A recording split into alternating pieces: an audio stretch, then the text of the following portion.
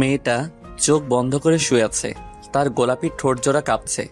আমি আর নিজেকে সামলাতে পারলাম না, আমার ঠোঁটজোড়া মেয়েটার ঠোঁটজোড়ার সাথে চুবিয়ে চুষতে লাগলাম। এবার গল্পে আসা যাক। আজ অনেক রাত হয়ে গেছে, আজকে মনে হয় বাসায় পৌঁছাতে পৌঁছাতে ভোর হয়ে যাবে। আশেপাশে কোনো গাড়িও দেখতে পাচ্ছি না। ধুর, কেন যে বন্ধুদের সাথে আড্ডা মারতে গেলাম, এখন নিজেরই পস্তাতে হচ্ছে। আর হারামি বন্ধুগুলাও ছাড়াতে চায় না, এসব ভাবছি। আর হাঁটতে হাঁটতে একটা বাস স্ট্যান্ডের সামনে এসে পড়ছি। দেখি এখানে কিছুক্ষণ দাঁড়াই, কোনো গাড়ি পাওয়া যায় কিনা। ও, আপনাদের তো পরিচয়টাই দিলাম না। আমার নাম আলোক, বকাটে ছেলে। বাবার টাকা উড়াই আর বন্ধুদের সাথে আড্ডা মেরে খাই। উচ্চ মাধ্যমিক পাশ করছি। যাক, আর কিছু বলার প্রয়োজন মনে করি না, গল্পে আসা যাক। বাস স্ট্যান্ড দাঁড়িয়ে অপেক্ষা করছি বাসের জন্য। এমন সময় চোখ পড়লো একটা মেয়ের উপর। একটু অবাক হলাম, কারণ এত রাতে একটা মেয়ে, তাও আবার একা দাঁড়িয়ে আছে। অবাক করা বিষয় হলো মেয়েটা বোরকা পরে সুন্দরভাবে নাকাব করেছে। দেখে মনে হয় কোনো ভদ্রঘরের মেয়ে, কিন্তু এত রাতে কোনো ভদ্রঘরের মেয়েটা বাইরে থাকবে? দূর, দাঁড়িয়ে থাক, তাতে আমার কি। আমি পকেট থেকে মোবাইলটা বের করে টিপছিলাম আর মেয়েটার দিকে আর চোখে তাকাচ্ছিলাম। অনেকক্ষণ হয়ে গেল মেয়েটা দাঁড়িয়ে আছে। এখন প্রায় রাত 2টা বাজে। এতক্ষণ কার জন্য দাঁড়িয়ে আছে মেয়েটা, এই বিষয়টা আমাকে ভাবাচ্ছে না। আর ভেবে কাজ নেই, গিয়ে জিজ্ঞেস করি কি হয়েছে। হয়তোবা কোনো বিপদে পড়ছে। ধীর গতিতে পা বাড়িয়ে মেয়েটার কাছে গিয়ে দাঁড়ালাম। অবাক হয়ে গেলাম, কারণ মেয়েটা আমাকে দেখে একটু চমকালো না, উল্টো আমি তার চোখের দিকে তাকিয়ে এক অজানা রাজ্যে হারিয়ে গেছি। কি মায়াভরা সেই মায়াবী চোখ! আমি তো তার চোখ দেখেই প্রেমে পড়ে গেছি। হঠাৎ মেয়েটার কণ্ঠে ঘোর ভাঙল। ও হ্যালো, এভাবে তাকিয়ে আছেন কেন? না মানে, আপনি কি কোনো প্রবলেমে ফেসে গেছেন? যদি আমাকে বলেন সাহায্য করতে পারি। না, কোনো প্রবলেম নেই। তাহলে এত রাতে এখানে দাঁড়িয়ে আছেন কেন? কাস্টমার খুঁজছি। কি? আমি তো মেরে গেলাম, কিছুই বুঝলাম না কি বলছে মেয়েটা। শুনতে পান না? কাস্টমার খুঁজছি। মেয়েটার কথা শুনে আমি আমার কানকে বিশ্বাস করতে পারছি না। কিছুক্ষণের জন্য একেবারে নিস্তব্ধ হয়ে গেলাম। কি বলছে মেয়েটা? তাহলে কি মেয়েটা, না না, ছি, এ কি করে হয়? এমন বোরকাওয়ালি মেয়ে কোনো দিন এসব করতে পারে না। মনে হয় ভুল শুনছি। তাই মেয়েটাকে জিজ্ঞেস করলাম, কি বলছেন এসব বুঝতেছি না। আরে বললাম না কাস্টমার খুঁজতেছি। এত রাতে কিসের কাস্টমার? তার মানে কি আমি যা ভাবছি আপনার সম্পর্কে? আপনি কিছু বলার আগেই মেয়েটা বলল, জি তাই। করবেন নাকি আপনি? মেয়েটার কথা শুনে মনের মধ্যে কেমন যেন একটা অনুভূতি কাজ করছে মেয়েটা দেখার জন্য। এত সুন্দর নাকাব করা মেয়ে কি করে এসব কাজ? না না, আর ভাবতে পারছি না, মাথাটা কেমন জানি গুলিয়ে যাচ্ছে। মেয়েটার কথা শুনে আবার বাস্তবে ফিরে এলাম। কি হলো, করবেন? যদি করেন তাহলে বলেন, না হলে বিদায় হন। আমাকে কাস্টমার খুঁজতে হবে। কোনো কথাই মুখ থেকে বের হচ্ছে না, কি বলবো বুঝতে পারছি না, চুপ করে আসি। মেয়েটা দেখি অন্যদিকে ফিরে হাঁটা শুরু করলো। আমি পিছন থেকে ডাক দিলাম, এই যে আপু, দাঁড়ান। যা বলার তাড়াতাড়ি বলেন, আমার কাছে এত সময় নাই। আপনি কি সত্যি এসব করেন? হ্যাঁ করি, আপনি করবেন কিনা বলেন, না হলে আমি যাই। এর আগে কারোর সাথে করছেন? না, আজকেই প্রথম। কেন? অবাক হয়ে যাচ্ছি, এর আগে কারোর সাথেই করে নাই, তাহলে শুধু শুধু কেন নিজের মূল্যবান জিনিসটা বিক্রি করছে? এত কৈফিয়ত আমি আপনাকে দিতে পারবো না। যদি করেন তাহলে বলেন, না হলে গেলাম। আমি কি বলবো বুঝতে পারছি না। দেখতে এত সুন্দর লাগছে মেয়েটাকে, বোরকা পরে যে তার প্রেমে পড়ে গেলাম। কিন্তু মেয়েটার চরিত্র তো মাশাআল্লাহ। আমারও মেয়েটাকে দেখে কেমন জানি লাগছে, নিজেকে সামলাতে পারছি না। তার আর কিছু না ভেবে মেয়েটাকে জিজ্ঞেস করলাম, কত নিবেন এক রাতের? 10,000। ওকে ডান, আমি রাজি। আগে পেমেন্ট করেন। আমি কিছুটা অবাক হয়ে গেলাম, একেবারে পাক্কা প্রতিদাদের মতো কথা বলতেছে। যাক, আর কিছু না ভেবে পকেট থেকে মানিব্যাগটা বের করে চকচকে 10টা 1,000 টাকার নোট দিলাম। যেহেতু আমি বড়লোক বাবার একমাত্র সন্তান, তাই টাকার কোনো অভাব নাই। মেয়েটাকে নিয়ে হাঁটা শুরু করলাম। একসাথে হাঁটছি, নীরব। রাস্তাটা যেন আমার আর মেয়েটার দিকে তাকিয়ে হাসছে। আমার মনের মধ্যে মেয়েটাকে দেখার জন্য অস্থিরতা কাজ করছে। না জানি কেমন দেখতে, যেমনই দেখতে হোক, চোখগুলো আমার ক্রাশ। কিন্তু মেয়েটাকে তো আর পাবো না আজকের পর, তাই আজকেই ভোগ করে স্বাদ মিটিয়ে নিই। আর ওইদিকে মেয়েটা মনে মনে হয়তো অনেক কিছু ভাবছে। কি ভাবছে তা আমার অজানা, কিন্তু মেয়েটা অনেক ভয় পেয়ে আছে। সত্যি কি মেয়েটা আজ প্রথম এমন কাজ করতে যাচ্ছে? মনের মধ্যে হাজারো প্রশ্নের পাহাড় তৈরি হতে থাকে। তখনই মেয়েটা আমাকে বলল ওই দিকে যেতে। আমি কিছুটা অবাক হয়ে বললাম, কোন দিকে? তারপর মেয়েটা বলল তার সাথে যেতে। আমি মেয়েটার পিছন পিছন হাঁটা শুরু করলাম। কিছু দূর হাঁটতেই নিজেকে একটা ঘরে আবিষ্কার করলাম। বুঝতে বাকি রইল না যে এই বাসাটাতে মেয়েটা থাকে। অন্ধকার দেখা যাচ্ছে কারণ ঘরের লাইটটা অফ ছিল। পরে মেয়েটা গিয়ে লাইট অন করলো। তাকিয়ে দেখলাম কত সুন্দর করে সাজানো পরিপাটি একটা রুম। মনে হয় মেয়েটা একাই থাকে। মেয়েটা দরজা লাগিয়ে বলল, শুরু করতে পারেন। আমারও আর তর্স হইছে না মেয়েটাকে দেখার জন্য, তাই বললাম, আপনার চেহারাটা দেখেন, মুখের কাপড়টা সরান একটু। গলা দিয়ে যেন কথা বের হচ্ছিল না। মেয়েটার নিজের মুখের কাপড় সরাতেই আমি যেন এক অন্য জগতে হারিয়ে গেলাম। এ কি মানুষ নাকি পরী? এত সুন্দর মানুষ হতে পারে আগে জানা ছিল না। মেয়েটার কাজল কালো চোখগুলো দেখেই আমি আগেই তার প্রেমে পড়ে গেছিলাম। আর এখন তার এত সুন্দর অপরূপ চেহারা, আর ঠোঁটের নিচে একটা তিল, হালকা মেকআপ আর ঠোঁটে হালকা গোলাপি লিপস্টিক। আমি তো লোভ সামলাতে পারছি না। আর সোনার বরণ শরীর, আর তার সোনার বরণ শরীর আর চুলের ঘ্রাণে আমি মাতাল হয়ে গেলাম। ধীরে ধীরে মেয়েটার দিকে অগ্রসর হলাম। মেয়েটা একটু একটু করে পিছুপা হচ্ছে। মেয়েটা বিছানায় পড়ে যায়। আমিও তার উপর পাগলা কুত্তার মতো ঝাঁপিয়ে পড়ি নিজের জৈবিক চাহিদা মেটানোর জন্য। মেয়েটা চোখ বন্ধ করে শুয়ে আছে, তার গোলাপি ঠোঁট জোড়া কাঁপছে। আমি আর নিজেকে সামলাতে পারলাম না। আমার ঠোঁট জোড়া মেয়েটার ঠোঁট জোড়ার সাথে চুবিয়ে চুষতে লাগলাম। নিজেকে এক অন্য জগতে হারিয়ে ফেলছি। তার সারা শরীরের ঘ্রাণ আমাকে পাগল করে ফেলছে। আমি ধীরে ধীরে তার ঠোঁটের দিকে অগ্রসর হতে থাকি। মেয়েটা চোখ বন্ধ করে ফেলে। আমি সাথে সাথে তাকে লিপ কিস করে বসি। মেয়েটা কেঁপে উঠে আমাকে জড়িয়ে ধরে ফেলে। আমিও তার প্রতি পুরো নেশায় আক্রান্ত হয়ে পড়লাম। দুইজনই সুখের রাজ্যে হারিয়ে গেছি। হঠাৎ একটা বিকট শব্দ হলো। আমার নেশা কেটে গেল। আমি মেয়েটাকে ছেড়ে দেই। তারপর চেয়ে দেখি মোবাইলে কল আসছে। মেয়েটা বলল, যদি কিছু মনে না করেন তাহলে ফোনটা ধরতে পারি? কিন্তু আমার সামনে কথা বলতে হবে। মেয়েটা আমার কথা শুনে ফোনটা রিসিভ করলো। ওপাশ থেকে সুন্দর একটা মিষ্টি কণ্ঠে ভেসে আসলো একটা ছোট বাচ্চার আওয়াজ। বাচ্চাটা বলছে, আপু আপু, তুমি কোথায় আসো? কখন আসবে? আমার তোমাকে ছাড়া ঘুম আসছে না। তুমি তাড়াতাড়ি আসো না আপু, আমার যে তোমাকে ছাড়া ঘুমাতে ভয় করে। কথাগুলো শুনে বুঝতে পারলাম বাচ্চাটা মেয়েটার ভাই হয়। মেয়েটা বলছে, তুমি এখনো জেগে আছো? নার্স আন্টি তোমাকে ঘুম পাড়িয়ে দেয়নি? কিন্তু আমার ঘুম আসছিল না, তাই জেগে গেছি। ফোন কিভাবে করলে? নার্স আন্টি করেছে, আমার কথা বলতে ইচ্ছা করছিল, তাই। তুমি তাড়াতাড়ি এসো না আপু, আমার তোমাকে ছাড়া ঘুম আসে না। বাবু, আমি তো কাজে আছি, এখন আসতে পারবো না। একটু পরে যাই, তুমি ততক্ষণে ঘুমাও। আমি তোমার জন্য আসার সময় চকলেট কিনে আনবো। এখন লক্ষ্মী ছেলের মতো ঘুমিয়ে পড়ো। আমি নার্স আন্টিকে বলে দিচ্ছি যাতে তোমাকে গল্প শুনিয়ে ঘুম পাড়িয়ে দেয়। আপু, লাল চকলেট আনবা? ওইটা অনেক মজা। ঠিক আছে, আনবো। এখন লক্ষ্মী ছেলের মতো ঘুমিয়ে পড়ো। আচ্ছা আপু, তাড়াতাড়ি এসো। বলে ফোনটা টুট টুট শব্দ করে কেটে গেল। আমি এতক্ষণ সবকিছু চুপচাপ শুনছিলাম। মেয়েটা আমার দিকে তাকিয়ে বলল, এবার আপনি শুরু করতে পারেন। কিন্তু বাচ্চাটার কথা শুনে আমার মনের প্রশ্নের পাহাড় আরো বড় হয়ে গেল। আমি মেয়েটাকে জিজ্ঞেস করলাম, বাচ্চাটা কি হয়? ও বলল, ওর ভাই। আমার এবার জানার আগ্রহ আরো বেড়ে গেল। তাই মেয়েটাকে বললাম, আচ্ছা, যদি কিছু মনে না করেন কিছু কথা জানতে পারি? জি, বলুন। আমার কেন জানি মনে হচ্ছে আপনার জীবনে বড় ধরনের ঝড় উঠেছে, যার কারণে আপনি এই পথটা বেছে নিলেন। সেটা কি আমি জানতে পারি? আপনারা তো জেনে কাম নাই, যা করতে আসছেন তাই করে বিদায় হন। এবার আমার মাথা গরম হয়ে গেল। একটু বললে কি হয়? তাই রেগে বললাম, আচ্ছা, করব না, আমি চলে যাচ্ছি, দেন আমার টাকা ফেরত দেন। কিছুটা ব্ল্যাকমেল করে, কারণ আমি বুঝতে পারছি মেয়েটা বিপদে পড়ছে। প্লিজ এমনটা করবেন না। আপনি চলে গেলে আমার ভাইয়ের চিকিৎসার টাকা জোগাড় করতে পারবো না, আর এত রাতে আমি আর কোনো কাস্টমারও পাবো না। প্লিজ এমন কইরেন না। আচ্ছা, আপনার ভাইয়ের কি হয়েছে, আর আপনারই বা কি হয়েছে যার কারণে আমি নিজের সতীত্ব নষ্ট করতেও পিছুপা হচ্ছেন না? সবকিছু খুলে বলুন আমাকে, তাহলে আমি যাব না। আপনি সত্যিই সব জানতে চান? তার জন্য তো জিজ্ঞেস করছি। আমার নাম মেহেরিমা জাহান। আমি কুমিল্লার বাসিন্দা। 1 বছর আগে মাধ্যমিক পাশ করে কলেজে উঠছি। আমার বাবা একজন দিনমজুর ছিলেন। আজ থেকে প্রায় 6 মাস আগে আমার বাবা মা দুজনেই একটা কার অ্যাক্সিডেন্টে মারা যান। সেদিন থেকে আমার জীবনে দুঃখের ঝড় নেমে আসে। যে লোকটা আমার মা বাবাকে গাড়ি চাপা দিয়েছিল, সে লোকটা অনেক ধনী ছিল। আমাকে আর আমার ভাইকে ওনার সাথে করে নিয়ে যেতে চেয়েছিলেন, কিন্তু আমার মামা আর মামি দুজন খুব লোভী। তারা ওই লোকটার কাছ থেকে টাকা নেয়, তারপর লোকটাকে চলে যেতে বলে। আর তারপর মামি চক্রান্ত করে বাবার সব জায়গা জমি নিজের নামে করিয়ে নিয়েছিলেন।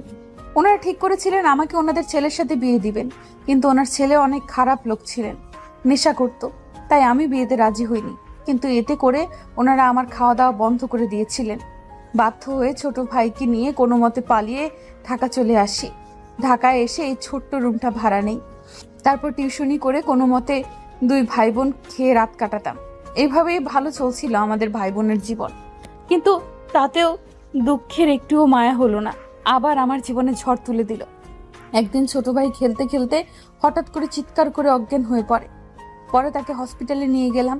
ডাক্তার বলছে ওর নাকি মাথায় ছোট্ট একটা টিউমার আছে। এটা অপারেশনের মাধ্যমে বের করতে হবে, না হলে দিন দিন আরো ব্যথা বাড়তে পারে, আর তাতে ভাইটা মারাও যেতে পারে। আমি ডাক্তারকে জিজ্ঞেস করেছিলাম কত টাকা লাগবে। ডাক্তার বলছে মিনিমাম 1 থেকে 1.5 লক্ষ টাকা লাগবে। কিন্তু আমি এত টাকা পাবো কোথায়, এটাই ভেবে পারছিলাম না।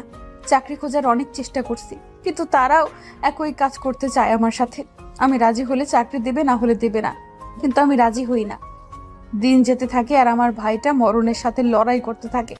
আপনি বলুন, অতটুকু একটা ছোট্ট বাচ্চা কি করে পারবে এত ব্যথা সহ্য করতে? তাই আর কিছু না ভেবে বেরিয়ে পড়েছি নিজের গায়ে পতিতার ছাপ লাগাতে। এতে আমার জীবন ধ্বংস হলেও আমার নিষ্পাপ ভাইটার জীবন বেঁচে যাবে। আমি ছাড়া এই দুনিয়ায় ওর আর আমার কেউ নাই। মেয়েটার কথা শুনে আমার বুকের ভেতরটা দুমড়ে মুচড়ে গেল। কেমন যেন একটা কষ্ট অনুভব করলাম। মানুষ এত নিষ্ঠুর কি করে হতে পারে? আমি মেয়েটার দিকে তাকিয়ে দেখি মেয়েটা এখনো কাঁদছে। তার চোখের নোনা জলগুলো তার চোখের কাজলের সাথে মিলে একটা খেলা করছে। আমি তাড়াতাড়ি করে পকেট থেকে রুমালটা বের করে মেয়েটার হাতে দিয়ে বললাম, নেন, এটা দিয়ে চোখের পানি মুছুন, কাঁদলে আপনাকে একটু ভালো দেখায় না। মেয়েটা রুমালটা হাতে নিয়ে চোখ মুছে কান্না করা বন্ধ করলো। আচ্ছা চলেন, এখন তো আপনার জৈবিক চাহিদা পূরণ করার পালা। আমি মেয়েটার এমন কথা শুনে সত্যি অবাক না হয়ে পারলাম না। কেউ এতটা নিচে নামতে পারে? নিজের ভাইকে বাঁচানোর জন্য জানা ছিল না।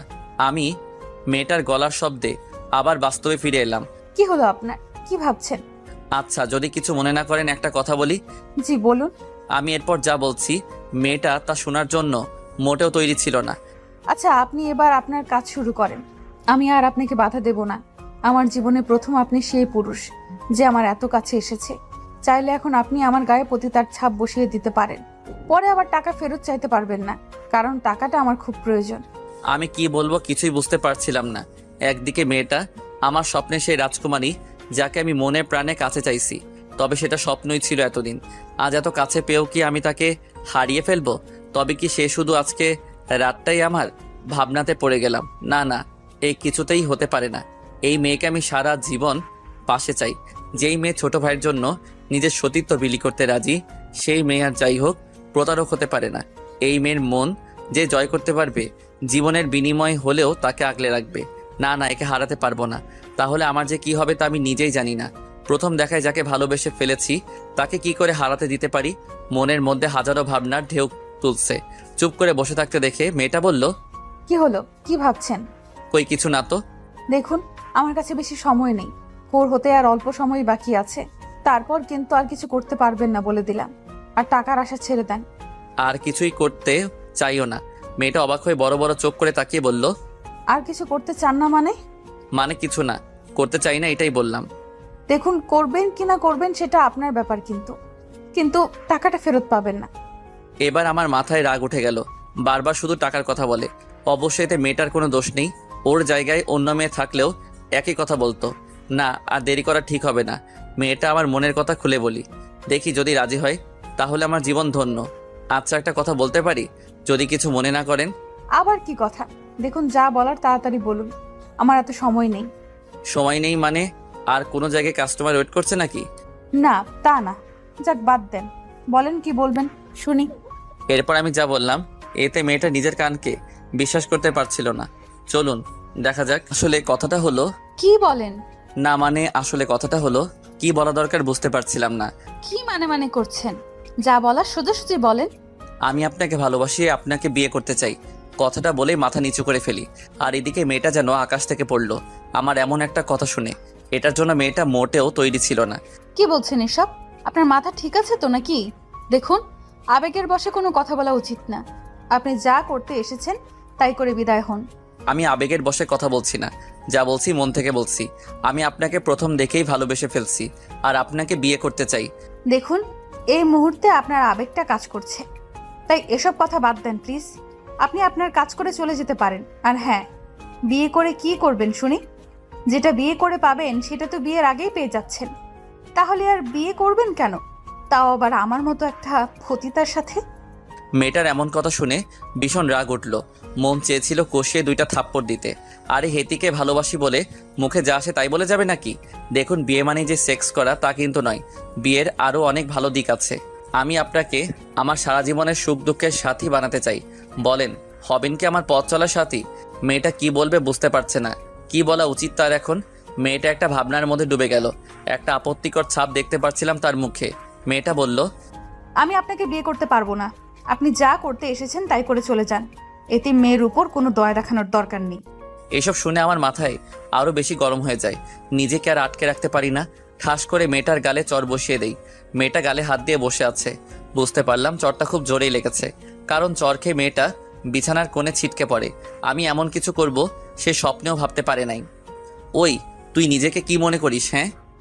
রেগে তুই তাই করে বলা শুরু করছি। তোকে প্রথম দেখে ভালোবেসে ফেলছি, তাই তোর এত কথা সহ্য করছি। নয়তো তোকে খুন করে কখন চলে যেতাম।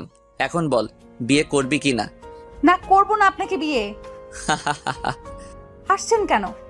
তুই যদি এখন আমাকে বিয়ে করতে রাজি না হোস, তাহলে কাল সকাল হওয়ার আগে তোকে পুলিশ এসে ধরে নিয়ে যাবে। আমি পুলিশকে বলবো তুই একটা বেশ্যামি। তাই বলছি, চুপচাপ মেনে নে। আমি তোকে সত্যিই ভালোবেসে ফেলছি, আর আমাকে বিয়ে করলে তোর ভাইও বেঁচে যাবে। না প্লিজ, এমনটা করবেন না। আমি আপনার দুটি পায়ে পড়ি, পুলিশকে ডাকবেন না। তাহলে আমার ভাইটার কি হবে? ওইটুকু একটা বাচ্চার প্রতি দয়া করেন, পুলিশকে ডাইকেন না। আপনার দুটি পায়ে ধরি। সাথে সাথে আমার পায়ে হাত দিয়ে ধরে বসে। তোর জায়গা আমার পায়ে নয়, তোর স্থান আমার মনে। তুই কিছু চিন্তা করিস না। তোর ভাইয়ের অপারেশনের সমস্ত দায়িত্ব আমার। কিন্তু তোকে আমাকে বিয়ে করতে হবে, না হলে আমি পুলিশ ডাকতে বাধ্য হব। না না, এটা কইরেন না প্লিজ।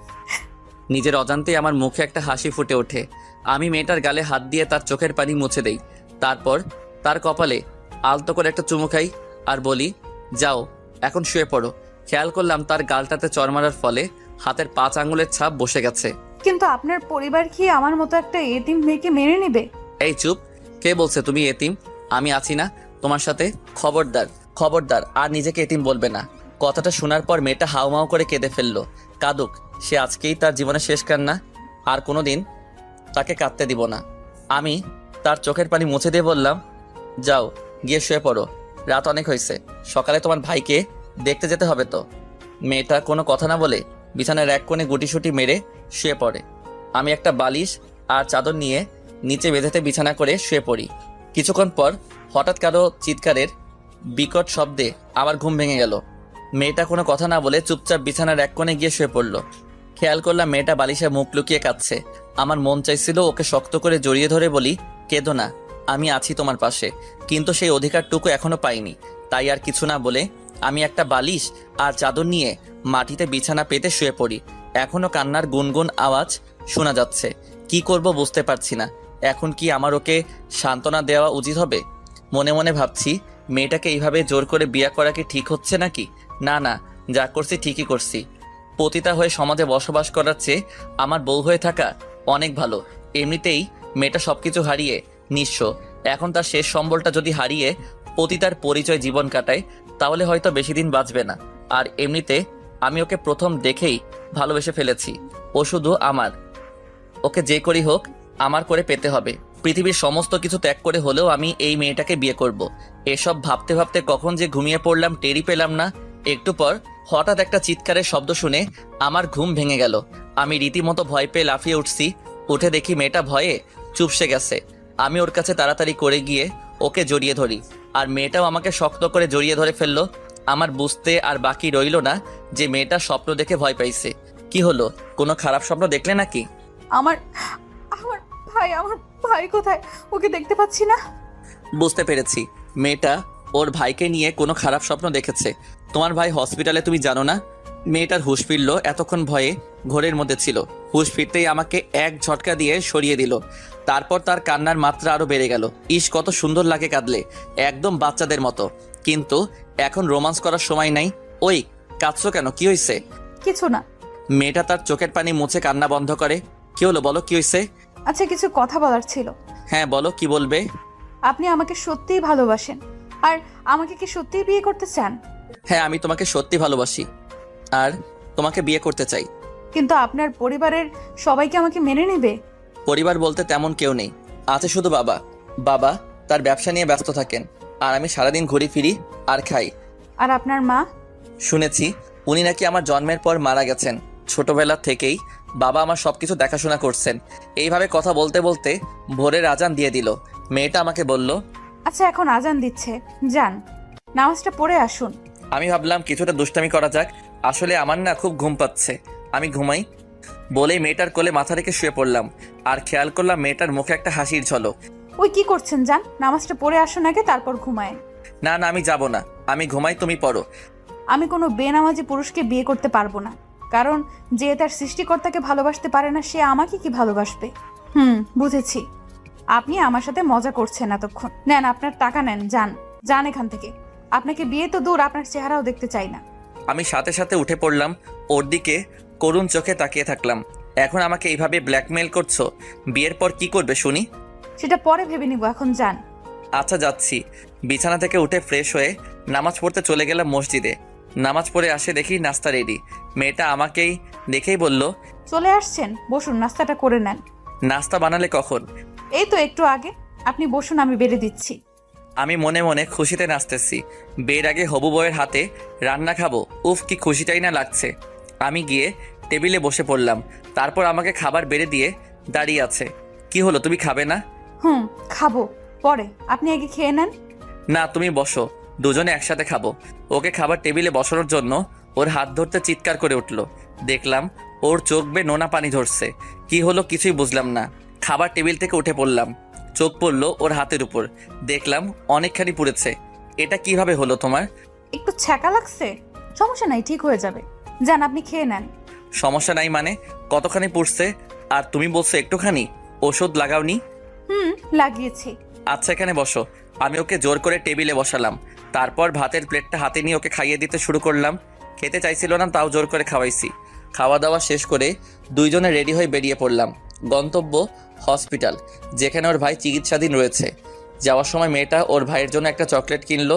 টাকাটা আমি দিতে চাইছিলাম কিন্তু ও দিতে দেয় নাই। পরে দুইজনে হাসপাতালে পৌঁছে গেলাম। হাসপাতালে পৌঁছানোর পরে বাচ্চাটা তার আপুকে দৌড়ে এসে জড়িয়ে ধরে কোলে উঠে পড়ল। কি ভালোবাসা দুই ভাই বোনের মধ্যে। বাচ্চাটা ওর বোনকে চুমু খেলো আর মেয়েটাও একই কাজ করলো। আমি শুধু তাকিয়ে তাকিয়ে দেখছিলাম তাদের ভালোবাসার এই রংটা। সত্যি কি আজকের যুগে এমন মেয়ে আর একটাও আছে যে নিজের ভাইয়ের জন্য নিজের সতীত্বকে বিলি করতে পারে? আমার জানা মতে আজকের যুগে এমন মেয়ে আর একটাও মেয়ে নেই। এই গল্পে এই এক পিসি আছে। তারপর বাচ্চাটার চোখ পড়ল আমার উপর। আপু আপু, ওই আঙ্কেলটা কে? বাচ্চাটার মুখে আঙ্কেল শব্দটা শুনে আমি তো থ মেরে গেছি। বলে কি পুচকোটা, আমি আর আঙ্কেল? এখনো বিয়েই করলাম না আর দাড়িও তো নেই। শিওর হওয়ার জন্য গালে আরেকবার হাত দিয়ে দেখলাম দাড়ি উঠছে কিনা। না, কোনো দাড়ি নেই। তাহলে এই পুচকোটা আঙ্কেল বলল কেন? আর মেয়েটাও পারে বটে, আমাকে আঙ্কেল বলছে। আরও মুচকি মুচকি হাসি দিচ্ছে, যা আজকে মনে হয় বুড়ো হয়ে গেলাম। ওই আঙ্কেলটা তোমাকে দেখতে আসছে। আমার আর কিছু করার নাই। বাচ্চাটা তার আপুর কোল থেকে নেমে গেল। তারপর আমার কাছে আসলো। আমি হাঁটু গেড়ে তার সামনে বসলাম।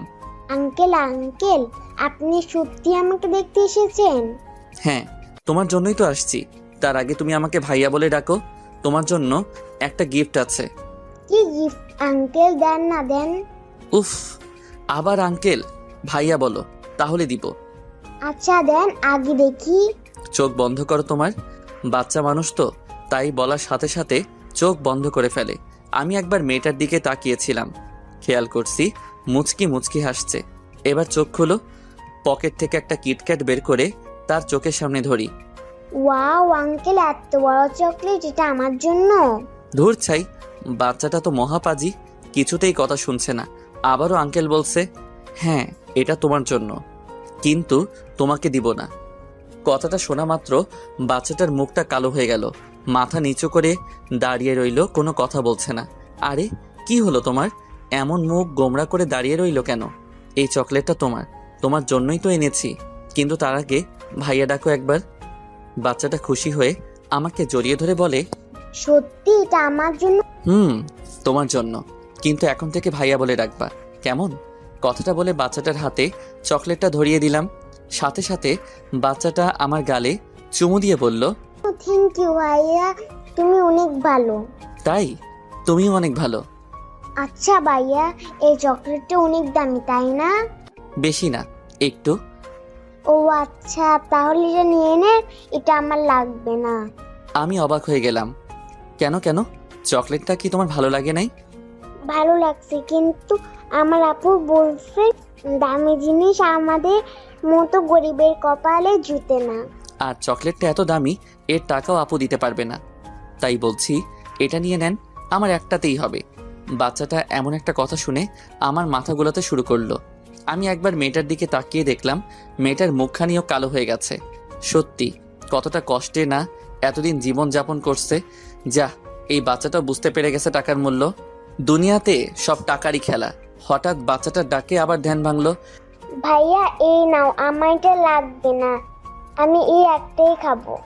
আরে, এটার টাকা তোমাকে দিতে হবে না। দোকানদার তোমার সাথে দেখা করতে এসেছি শুনে এমনি একটা দিয়ে দিছে। তুমি নাকি চকলেট খুব ভালোবাসো, তাই তো তোমার পছন্দের লাল চকলেটটা দিল।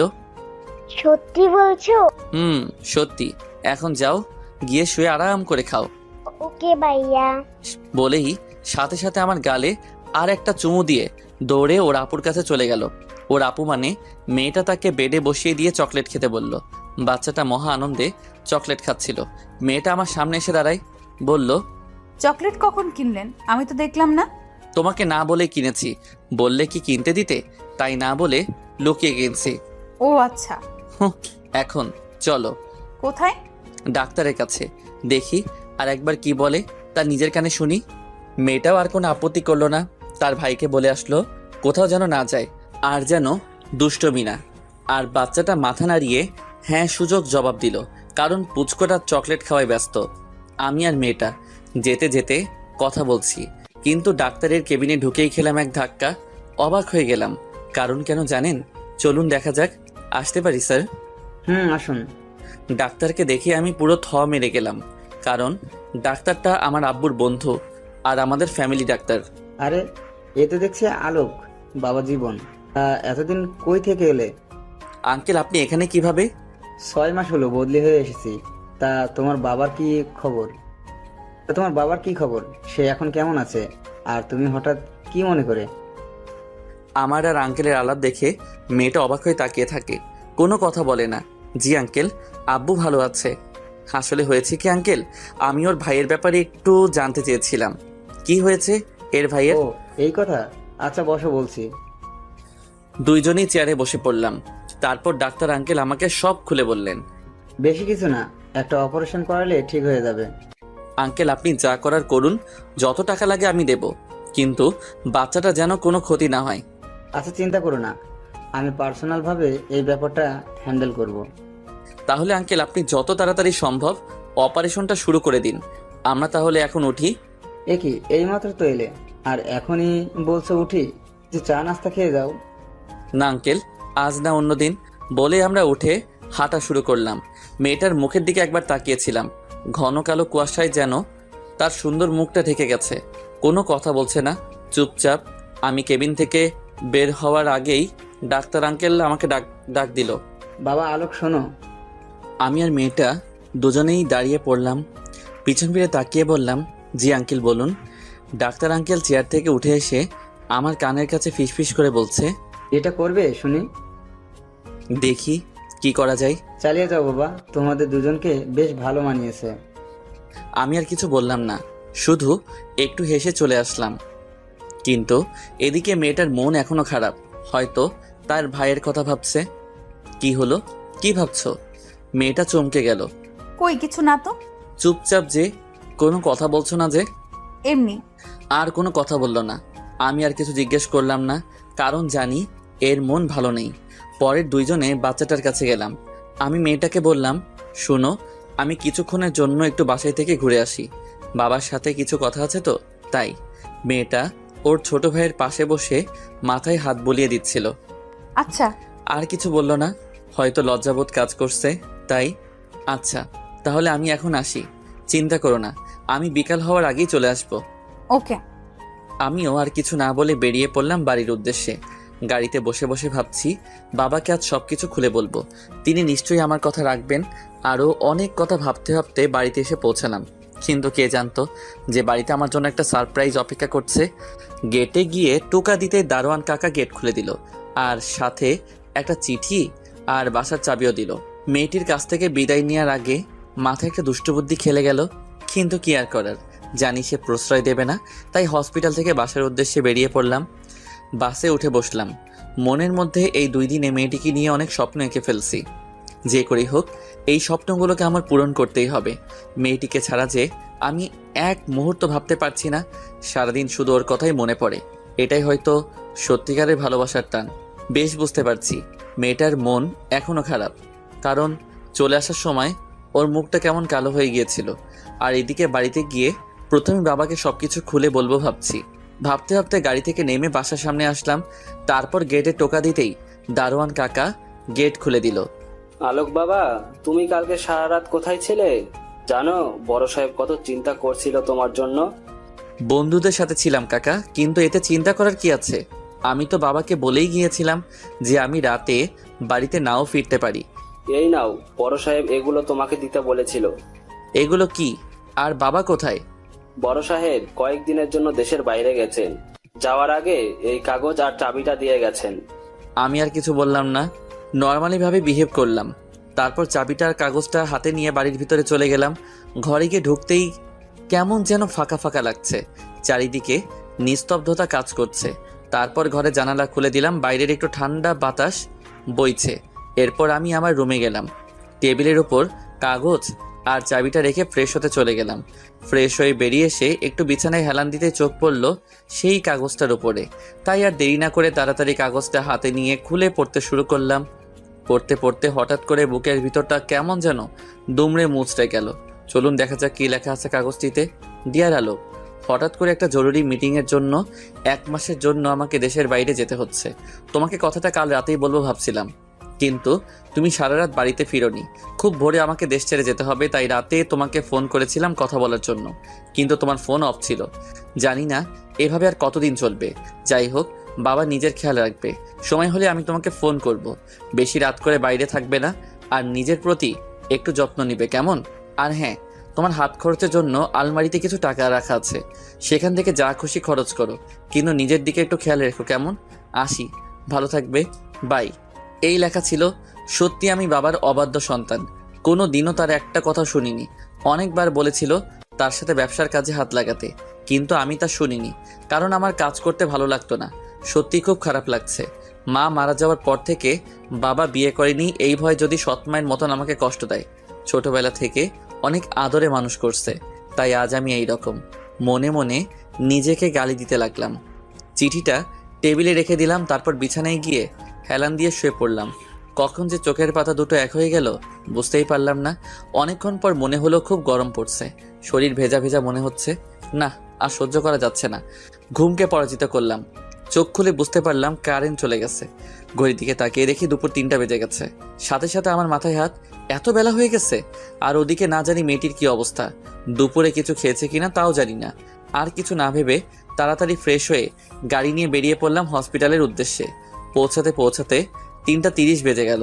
হসপিটালের ভিতরে গিয়ে দেখি মেয়েটি এখনও তার ভাইয়ের পাশে বসে মাথায় হাত বুলিয়ে দিচ্ছে।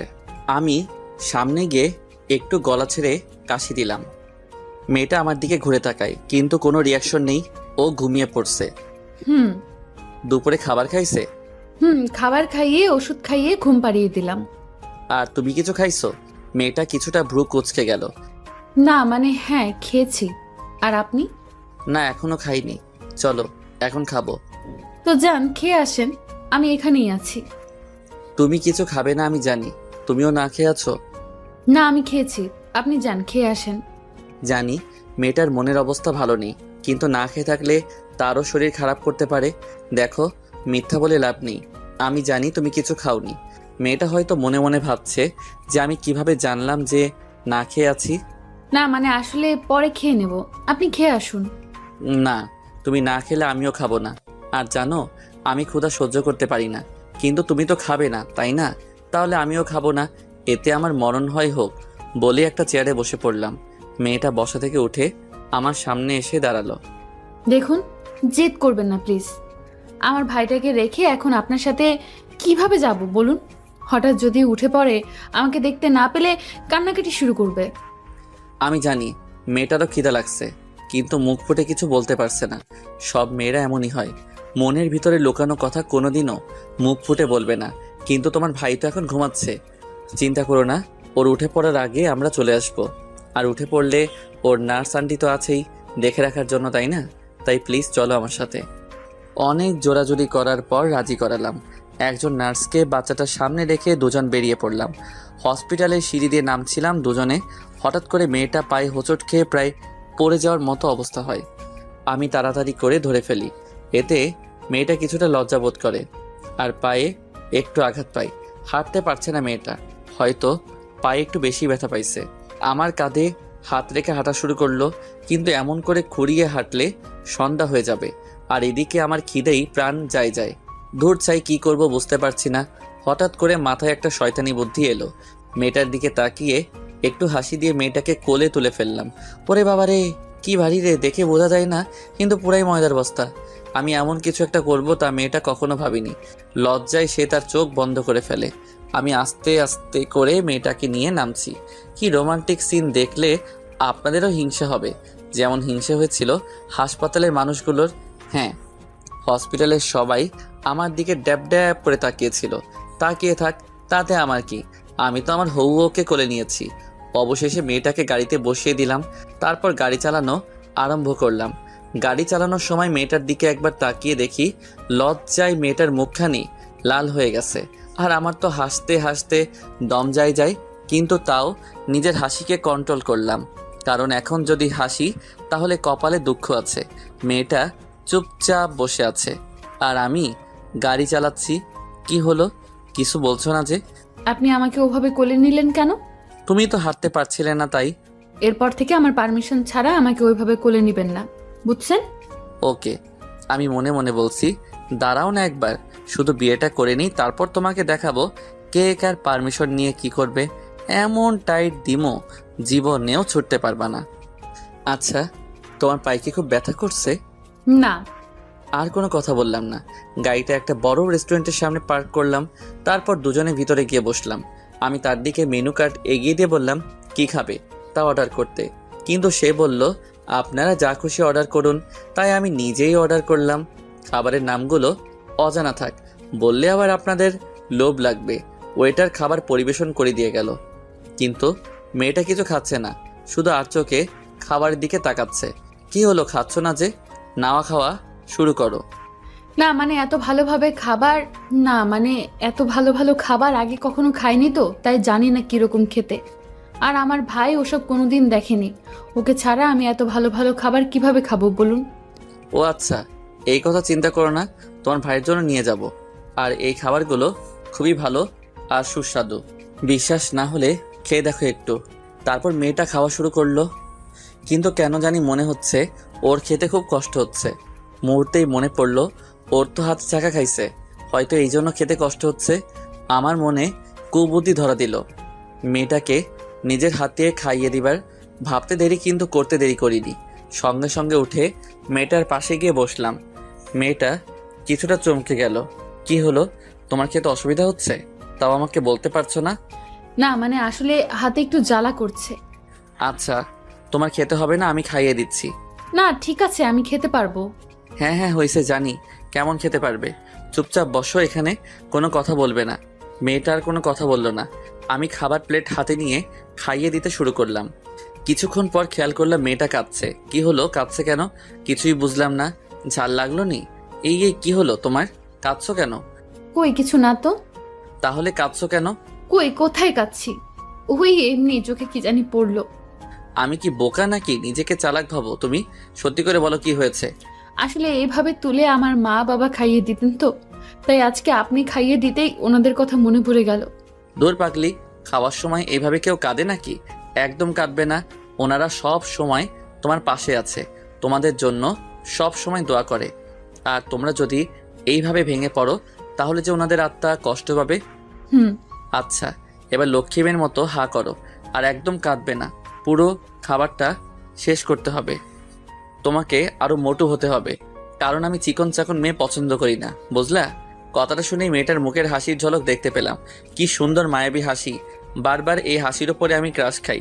ওকে খাওয়ানোর পরে নিজেও খেয়ে নিলাম, তারপর বিল মিটিয়ে দিলাম। পরে আবার মন চাচ্ছিল মেয়েটাকে কোলে নেই, কিন্তু সে তো মানা করে দিছে, তাই নিতে পারলাম না। কিন্তু তাও আমার কাঁধে হাত রেখে আস্তে আস্তে হেঁটে হেঁটে গাড়ির ভিতরে গিয়ে বসলো। আমি গাড়ি চালাতে শুরু করলাম। মাঝপথে মেয়েটা বলল, ওই প্লিজ প্লিজ গাড়িটা থামান প্লিজ। কেন, কি হয়েছে? আহ, এত কথা না বলে থামান না। আর কোনো আপত্তি না করে মারলাম ব্রেক। ওই গাড়িটা একটু থামান প্লিজ। কেন, কি হলো? আহা, থামান না, এত কথা বলছেন কেন? আমি আর কোনো আপত্তি না করে মারলাম ব্রেক। গাড়িটা থেমে গেল। আমি আর মেয়েটা দুইজনেই গাড়ি থেকে নামলাম। এখন আবার কোথায় যাবে? ওই যে দেখেছেন, একটা রাস্তার ওই পাশে আর একটা মাঠ আর একটা পুকুর দেখা যাচ্ছে, ওইখানে একটু নিয়ে যাবেন প্লিজ। কেন? আসলে আমার পুকুর পাড়ে বসে থাকতে খুব ভালো লাগে, নিয়ে চলুন না প্লিজ। বেশিক্ষণ থাকবো না, একটু পর চলে আসবো। আমি আর কিছু না ভেবে মেয়েটাকে সাথে করে নিয়ে গেলাম পুকুর পাড়ে। সেখানে একটা খোলা জায়গায় দুজনে বসে পড়লাম। দুজনের মধ্যে নিস্তব্ধতা বিরাজমান, কেউ কারোর সাথে কথা বলছে না। মেয়েটা আপন মনে কিছুক্ষণ পুকুরের পানির দিকে তাকিয়ে রইল। ওইখানেই পাশে একটা ঝালমুড়িওয়ালা লোক ঝালমুড়ি বিক্রি করছিল। আমি তাকে জিজ্ঞেস করলাম ঝালমুড়ি খাবে কিনা। সে মাথা নাড়িয়ে হ্যাঁ সূচক জবাব দিল। পরে আমি ঝালমুড়ি এনে তার হাতে দিলাম। আমিও খেতে লাগলাম। ঝালমুড়ি খাওয়া শেষ, আর কিছুক্ষণ বসে রইলাম। আচ্ছা চলেন, এবার যাওয়া যাক। না, বসো, তোমার সাথে কিছু কথা আছে। জি বলুন। সত্যি করে একটা কথা বলবা? তুমি কি সত্যি আমাকে মন থেকে বিয়ে করতে রাজি হইছো নাকি? মেয়েটা আমার এমন প্রশ্ন করাতে কিছুটা আটকে উঠল। কি বলবে সে নিজেই জানে না। সত্যি কথা বলতে কি, আমি আপনাকে বিয়ে করতে চাইনি, কিন্তু আপনি আমাকে পুলিশে ধরিয়ে দেবার ভয় দেখিয়ে রাজি করিয়েছেন। আমি কি বলবো কিছুই বুঝতে পারছিলাম না, মাথাটা ঘুরাচ্ছে। সত্যি কি তুমি আমাকে পছন্দ করো না? না। আমাকে কি ভালোবাসা যায় না? কেন যাব না? আপনার মতো ছেলেকে আজকাল সব মেয়েরাই পছন্দ করে, সব মেয়েরাই আপনার মতো জীবনসঙ্গী চায়। তাহলে তুমি কেন আমাকে ভালোবাসতে পারবে না? জানি না, কিন্তু আমি আপনাকে বিয়ে করলেও মন থেকে হয়তো কোনোদিন স্বামী হিসেবে মেনে নিতে পারবো না, কারণ বিয়েটা আমার ইচ্ছার বিরুদ্ধে হয়েছে। থাক, আর বলতে হবে না। আমি আর কিছুই বলতে পারলাম না। বুকের ভেতরটা কেমন যেন ব্যথা অনুভব করলাম, যার জন্য এত কিছু করছি শুধুমাত্র তার ভালোবাসা পাবো বলে। কিন্তু সে, ছি, আমিও বোকা। হয়তো মেয়েটা অন্য কাউকে ভালোবাসে, কিছু না জেনে আমারও মেয়েটার মায়ায় পড়া উচিত হয়নি। কিন্তু এখন কি করব? বড্ড বেশি ভালোবেসে ফেলছি যে, কিভাবে ভুলবো আমি তাকে? হয়তো পারবো না। না, আর মেয়েটার কাছে থাকা ঠিক হবে না। ওর যত কাছে থাকবো তত ওর মায়ায় পড়ে যাবো। তার থেকে ভালো হবে ওর থেকে দূরে সরে যাওয়ার। এসব ভাবতে ভাবতেই চোখের কোণে নোনা জলগুলো বেরিয়ে আসছিল। ওকে বুঝতে না দিয়ে মাথাটা ঘুরিয়ে চোখের পানিটা মুছে ফেললাম। মনে মনে বলতে লাগলাম, খুব ভালোবাসি তোমাকে। হয়তো আজকে আমাদের শেষ দেখা। আর কিছু না বলে আমি উঠে হাঁটা শুরু করলাম। মেয়েটা অবাক হয়ে তাকিয়ে রইল, কারণ তাকে দেখে হাঁটা শুরু করছি। এক পা দুপা করে সামনে এগোচ্ছি, আর ওর জীবন থেকে ধীরে ধীরে সরে যাচ্ছি। মেয়েটাও আমার পিছন পিছন হাঁটা শুরু করলো। আমি গাড়িতে বসে পড়লাম। মেয়েটাও ধীরে ধীরে এসে গাড়িতে চলে বসলো। আমি কোনো কথা বলছি না, কি বলবো? আর নিজের কথা বলার বাকশক্তি হারিয়ে ফেলছি। মনের মধ্যে এখন শুধু বেদনার ঝড়। মন খুলে কাঁদতে ইচ্ছে করছিল, কিন্তু পারলাম না। গাড়ি চালাতে শুরু করলাম। কি হলো, কথা বলছেন না যে? এই যে শুনছেন। বলুন। এতক্ষণ ভাবনায় বিভোর ছিলাম, তাই প্রথম ডাকটা শুনতে পাইনি। মেয়েটা কিছুটা অবাক হয়ে যায়, কারণ আমি তাকে আবার আপনি করে বলা শুরু করছি। এটা মেয়েটা খুব ভালো করে খেয়াল করছে। এখন আবার আপনি করে বলছেন কেন? যার যে অধিকার, সে অধিকারের মধ্যে সীমাবদ্ধ থাকা উচিত। বুকে একরাশ কষ্ট নিয়ে বললাম, মানে? কিছু না। আর কিছু বললো না। জানি না ওর মনে কি চলছে, তবে আমার মনে যে বেদনার আগুন দাউ দাউ করে জ্বলছে। কিভাবে ভুলবো তাকে? কি করে ভুলে থাকবো এই মায়ায় ভরা মুখখানি? না, ভুলতে আমাকে হবেই, কারণ ও আমাকে চায় না। আমি শুধুমাত্র ওর প্রয়োজন। আর তাছাড়া জোর করে ভালোবাসা আদায় করা যায় না। এসব ভাবতে ভাবতে হঠাৎ গাড়ি থামালাম। কি হলো, গাড়ি থামালেন যে? হসপিটাল চলে আসছি। মেয়েটা সেদিকে কোনো খেয়াল নেই। ও, আপনি যান, আমি ডাক্তার আঙ্কেলের সাথে একটু দেখা করে আসি। ওকে। অতঃপর মেয়েটা গাড়ি থেকে নেমে গেল, আমিও নামলাম। মেয়েটা ভিতরে চলে যাচ্ছে। আমি তার চলে যাওয়ার দিকে এক নজরে তাকিয়ে রইলাম। হয়তো এখনই শেষ দেখা। মনে হচ্ছিল কেউ আমার গলা চেপে ধরছে। নিঃশ্বাস নিতে কষ্ট হচ্ছিল। চোখের কোণে আবারও পানি জমে গেল। এবার আর বাধা মানল না, গড়িয়ে পড়ল আমার গাল বেয়ে। কোনো দিনও কারোর জন্য কষ্ট হয়নি, আজ বুঝতে পারলাম আপনজন ছেড়ে গেলে কতটা কষ্ট হয়। এই কষ্ট সইবার ক্ষমতা সবার নেই, আমারও নেই। জানি না কতদিন এই পিছুটান থাকবে, কিন্তু আমাকে যে ওর জীবন থেকে সরে যেতেই হবে, কারণ ওর মনের রাজ্যে হয়তো অন্য কেউ রাজ করছে। হাত দিয়ে চোখের পানি মুছে নিলাম, তারপর চলে গেলাম ডাক্তার আঙ্কেলের কেবিনে ওনার সাথে দেখা করতে। আঙ্কেল, আসতে পারি? আরে আলোক বাবা যে, এসো এসো, বসো। তোমার কথাই ভাবছিলাম। কেন আঙ্কেল? দেখো, আমরা ঠিক করেছি যে আজকে এই বাচ্চাটাকে অপারেশন করব, তাই তোমাকে এই কথাটা বলবো ভাবছিলাম। এ তো খুশির কথা, আপনি যত তাড়াতাড়ি পারেন অপারেশনটা করে ফেলুন। হুম। আচ্ছা আঙ্কেল, তাহলে এখন আমি উঠি। আপনি বাচ্চাটার অপারেশনের পর আমাকে জানাবেন, আমি একটু দরকারি কাজে বাইরে যাচ্ছি। আচ্ছা, জানাবো না। আমি চলে আসলাম সেখান থেকে। ভাবছি চলে তো যাবো, তাহলে মেয়েটাকে শেষ একটি নজর দেখে যাই। জানি এতে আমার মনের কষ্টটা কমবে না, আরো দ্বিগুণভাবে বেড়ে যাবে। কিন্তু তাও মেয়েটাকে না দেখে থাকতে পারছি না। না, আর পারছি না এখানে থাকতে, শুধু কাঁদতে ইচ্ছে করছে। নিজের ভিতরে শূন্যতা কাজ করছে, কি জানি হারিয়ে ফেলছি। চোখের পানি বাধা মানছে না, কি করব কিছুই বুঝতে পারছি না। আমি রুমের দিকে এগোতে লাগলাম, যেখানে মেয়েটা রয়েছে। মনের মধ্যে কেমন একটা উত্তেজনা কাজ করছে। অবশেষে দরজার সামনে এসে দাঁড়ালাম, দেখি মেয়েটার তার ভাইয়ের পাশে বসে আছে, আর ওর ভাইয়ের মাথায় হাত বুলিয়ে দিচ্ছে, আর পুচকুটা এখনো ঘুমাচ্ছে। ওকে দেখায় মনে হচ্ছে কতই না সুখে আছে। আমি একবার মেয়েটির দিকে এক নজরে তাকিয়ে রইলাম, প্রায় অনেকক্ষণ তাকিয়েছিলাম। দরজার সামনে দাঁড়িয়ে কি করব, ভেতরে গেলে যে আমি নিজের চোখের জলকে আটকাতে পারবো না, কারণ মনের মধ্যে এত কষ্ট জমেছে। সারা জীবন কাঁদলেও এর বিন্দুমাত্র কষ্ট কম হবে না। অবশেষে সেই সময় এলো। এখন বাচ্চাটার অপারেশন চলছে, আর মেয়েটা অপারেশন থিয়েটারের সামনে পায়চারি করছে আর কাঁদছে। বেশ বুঝতে পারছি খুব ভয় করছে ওর। সত্যি বলতে এখন আমার খুব ইচ্ছা করছে ওকে জড়িয়ে ধরে বলি, চিন্তা করো না, সব ঠিক হয়ে যাবে। কিন্তু সেইটা করার অধিকার নেই, ছিল না, আর কোনোদিনও থাকবে না। কিছুক্ষণ পর ডাক্তার আঙ্কেল রুম থেকে বেরিয়ে আসলেন। মেয়েটা ডাক্তার আঙ্কেলের সাথে কথা বলে দৌড়ে রুমের মধ্যে চলে গেল। মনে হয় বেঁচে গেছে, কারণ মেয়েটার মুখে হাসির ছাপ দেখতে পারছিলাম। কিন্তু দূর থেকে দাঁড়িয়ে কি বললেন ডাক্তার আঙ্কেল তা শুনতে পাইনি। বাচ্চাটার কি অবস্থা তা জানার জন্য ডাক্তার আঙ্কেলের কাছে ফোন দিলাম। যেহেতু আমাদের পারিবারিক ডাক্তার, তাই আগে থেকে নাম্বার আমার ফোনে সেভ করা ছিল। রিং হচ্ছে। ফোন রিসিভ করতেই আমি ডাক্তার আঙ্কেলকে সালাম দিলাম। তারপর উনি সালামের জবাব দিলেন। আঙ্কেল, কি অবস্থা? বাচ্চাটার এখন কেমন আছে? ডাক্তার আঙ্কেল বা মেয়েটার কেউই এখনো জানে না আমি হসপিটালে আছি। এখন বাচ্চাটা পুরোপুরি সুস্থ, তুমি চাইলে কালকে ওকে নিয়ে যেতে পারো। আমি খুব খুশি হয়ে ডাক্তার আঙ্কেলকে ধন্যবাদ জানালাম। অতঃপর আর একবার মেয়েটাকে দেখার জন্য রুমের দরজার সামনে গিয়ে দাঁড়ালাম। দেখি মেয়েটা বসে আছে, তার চোখে পানি। হয়তো অনেক ভয় পেয়েছিল, তাই কেঁদেছিল। আমি একটিবার মন ভরে দেখে বেরিয়ে আসলাম হসপিটাল থেকে। গাড়িতে বসে পড়লাম, আপন গতিতে গাড়ি চালাতে লাগলাম। মনের ভিতরে সব কষ্টগুলো চোখের অশ্রু হয়ে ঝরছে। চলে আসলাম বাড়িতে। বাড়িতে এসে বিছানায় মুখ লুকিয়ে চিৎকার করে কাঁদতে লাগলাম। ঘরের চার দেয়ালে আমার চিৎকার আর আর্তনাদের শব্দ ভেসে বেড়াচ্ছে। কাঁদতে কাঁদতে বিছানা থেকে উঠলাম, টেবিলে বসলাম, খাতা আর কলম নিয়ে একটা চিঠি লিখলাম। আর আলমারি থেকে কিছু টাকা বের করে নিলাম। চিঠিটা আর টাকাগুলো একসাথে একটা প্যাকেটে মুড়িয়ে নিলাম। তারপর আবার হসপিটালে যাওয়ার জন্য বেরিয়ে পড়লাম।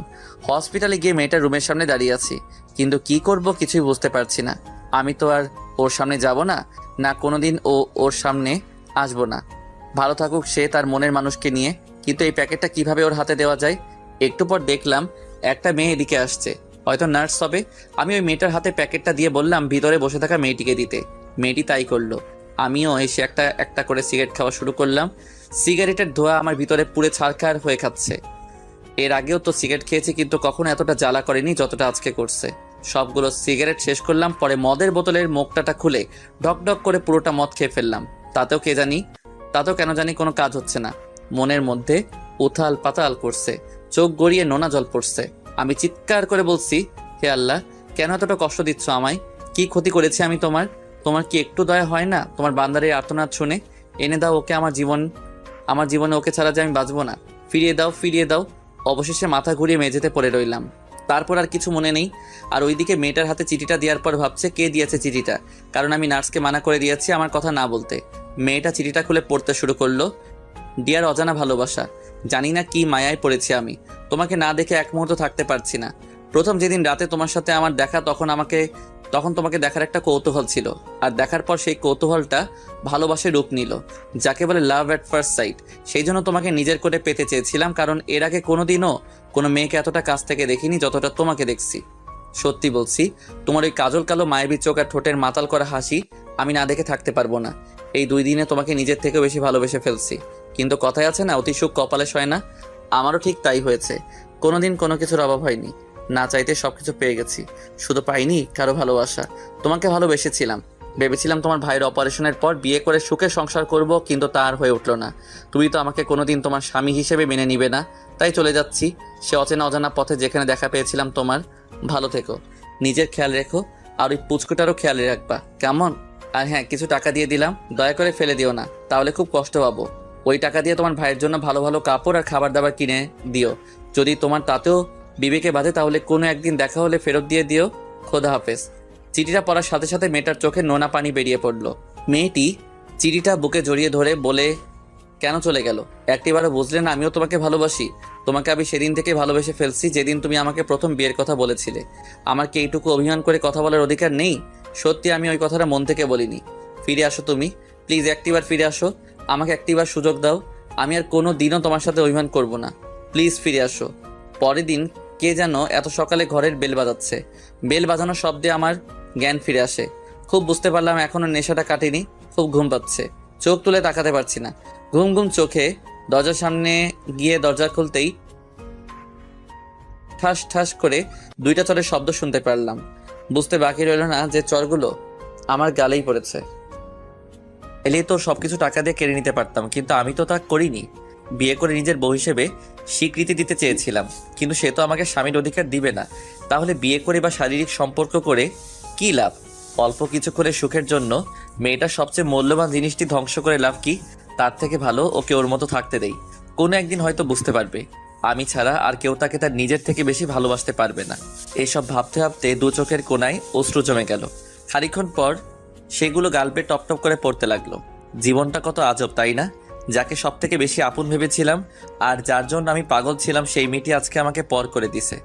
যাক, সে ভালো থাকুক, এটাই আমি চাই। হঠাৎ মাথাটা যেন কেমন জানি ঘোরাচ্ছে। কিছু দেখতে পাচ্ছি না কেন, আর চারদিকে এত অন্ধকার কেন? আস্তে আস্তে সবকিছু অন্ধকার হারিয়ে গেল। আমি ঘুমিয়ে গেলাম হঠাৎ। তাই ঘুমন্ত মানুষকে প্রায় মৃত ব্যক্তির ন্যায় বলা হয়ে থাকে। এইদিকে মেয়েটির চিঠিটা বুকে জড়িয়ে ধরে কান্নায় ভেঙে পড়ল, আর এইদিকে আমি নিজেকে নেশায় মাতিয়ে তুলেছি। যে নেশা আমাকে সম্পূর্ণভাবে গ্রাস করে ফেলেছে। চোখে চোখে সবকিছু ঝাপসা দেখছি।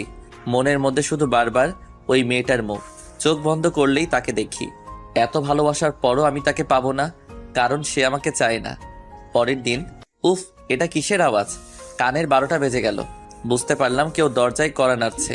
কিন্তু এত সকালে আবার কে এলো? আব্বু তো দেশে নেই। তাহলে কি ওনার কোনো চেনা পরিচয় লোক নাকি অন্য কেউ? ধুর, ঘুমের 12টা বেজে গেল। যাই দেখি কে এই মহান ব্যক্তি যে এই 7 সকালে আমার ঘুম ভাঙাতে কলিং বেলের সাথে যুদ্ধ করছে।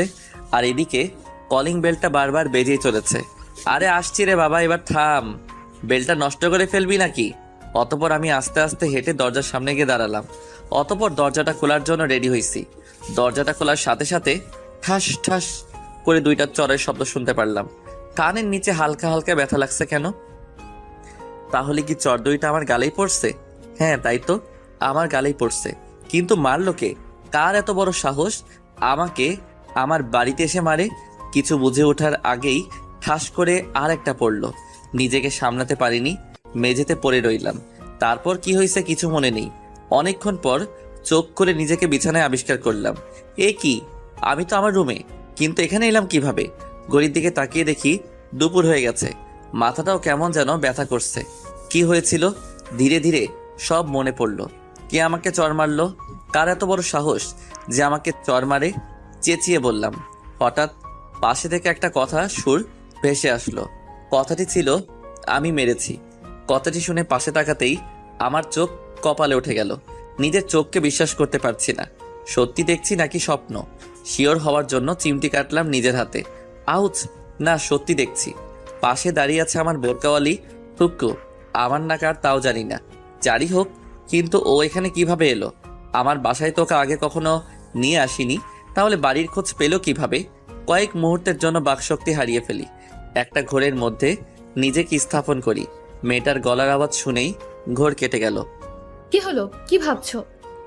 আমি তো মেরে গেলাম। এই কয়দিন আপনি করে ছাড়া কথা বলে নাই, আর এখন ডিরেক্ট তুমিতে নেমে গেছে। কিছু না, আপনি এখানে কিভাবে? আমি আসবো না তো কে আসবে শুনি? অন্য কেউ আছে নাকি? কি বলছেন এসব? দেখুন, আবোল তাবোল বকবেন না। যান, চলে যান আপনি এখান থেকে। কেন এমন করছো? আমি সত্যিই বুঝতে পারিনি তুমি আমার ওই কথাটা শুনে আমার থেকে দূরে সরে যাবে। যা বলার বলে দিছেন। আমিও চলে এসেছি আপনার জীবন থেকে। আপনি এটাই চেয়েছিলেন, তাই তো? প্লিজ বিশ্বাস করো, আমি এটা কখনো চাইনি। আমিও যে তোমাকে ভালোবাসি। ভালোবাসেন আপনি আর আমাকে? How funny. আপনার কাছে ভালোবাসা একটা খেলনা হতে পারে, আমার কাছে না। তাই হাত জোর করে মিনতি করছি, প্লিজ চলে যান। মেয়েটার চোখের দিকে তাকিয়ে দেখি চোখ লাল হয়ে গেছে। কেন তা এখনো অজানা। আর দেখি চোখ বেয়ে নোনা পানি ঝরছে। সত্যি বলছি, বিশ্বাস করো। তখন ওই কথাটা আমি তোমার উপরে অভিমান করে বলেছিলাম, কারণ সেদিন তুমি আমাকে ওইভাবে সবার সামনে কোলে তুলে নিয়েছিলে। ও, এখন বুঝছি মহারানী, এই জন্য এমন একটু কথা শুনিয়েছিল। দাঁড়াও, দেখাচ্ছি মজা। যে কারণেই বলেছিলেন তাতে আমার কি, আমি এখন অন্য কাউকে ভালোবাসি। এখন আপনি আসতে পারেন। কথাটি শোনার সাথে সাথে মেয়েটি হাউমাউ করে কেঁদে দিল। প্লিজ আমাকে মাফ করে দাও, আর কোনো দিনও এমনটি হবে না। শেষবারের মতো একটা সুযোগ দাও, আর কোনোদিনও তোমাকে কষ্ট পেতে দেব না। সরি, অনেক দেরি হয়ে গেছে। এখন আপনি আসতে পারেন। মেয়েটি এক পর্যায়ে আমার পা জড়িয়ে ধরে কেঁদে ফেলল। প্লিজ আমাকে মাফ করে দাও। আমাকে যা শাস্তি দিবে তাই মাথা পেতে নিব, তবু আমাকে একটি বার সুযোগ দাও। যা বলবে তাই করব, কিন্তু আমাকে এইভাবে দূরে ঠেলে দিও না। আমি যে তোমাকে বড্ড বেশি ভালোবাসি, বিশ্বাস করো। কথাটি শোনার পর বুকের ভেতরটা কেমন জানি দুমড়ে মুচড়ে গেল। না, আর বাড়াবাড়ি করা ঠিক হবে না। এতে ওর শরীরের ক্ষতি হতে পারে। একদিনেই চেহারার কি হাল করেছে। না থাক, আর অভিনয় করতে হবে না। এই এই কি করছো? উঠো বলছি, পাছাড়ো। না, ছাড়বো না। প্লিজ আমাকে মাফ করে দাও। দরকার হলে আমি সারা জীবন তোমার চাকরানি হয়ে থাকবো, তবু আমাকে তাড়িয়ে দিও না। কথাটা শুনে ভীষণ রাগ উঠলো। চাকরানি করার জন্য কি ভালোবেসেছি নাকি? আবাল মাইয়া। ওই ওট বলছি, পাছাড় আমার, না হলে এক্ষুনি ঘাট ধাক্কা দিয়ে বাড়ি থেকে বের করে দিব। কথাটা শুনে মেয়েটা আরো জোরে কাঁদতে লাগলো। আমি তাকে উঠিয়ে নিলাম। মাথা নিচু করে দাঁড়িয়ে আছে আর ফুপিয়ে ফুপিয়ে কাঁদছে।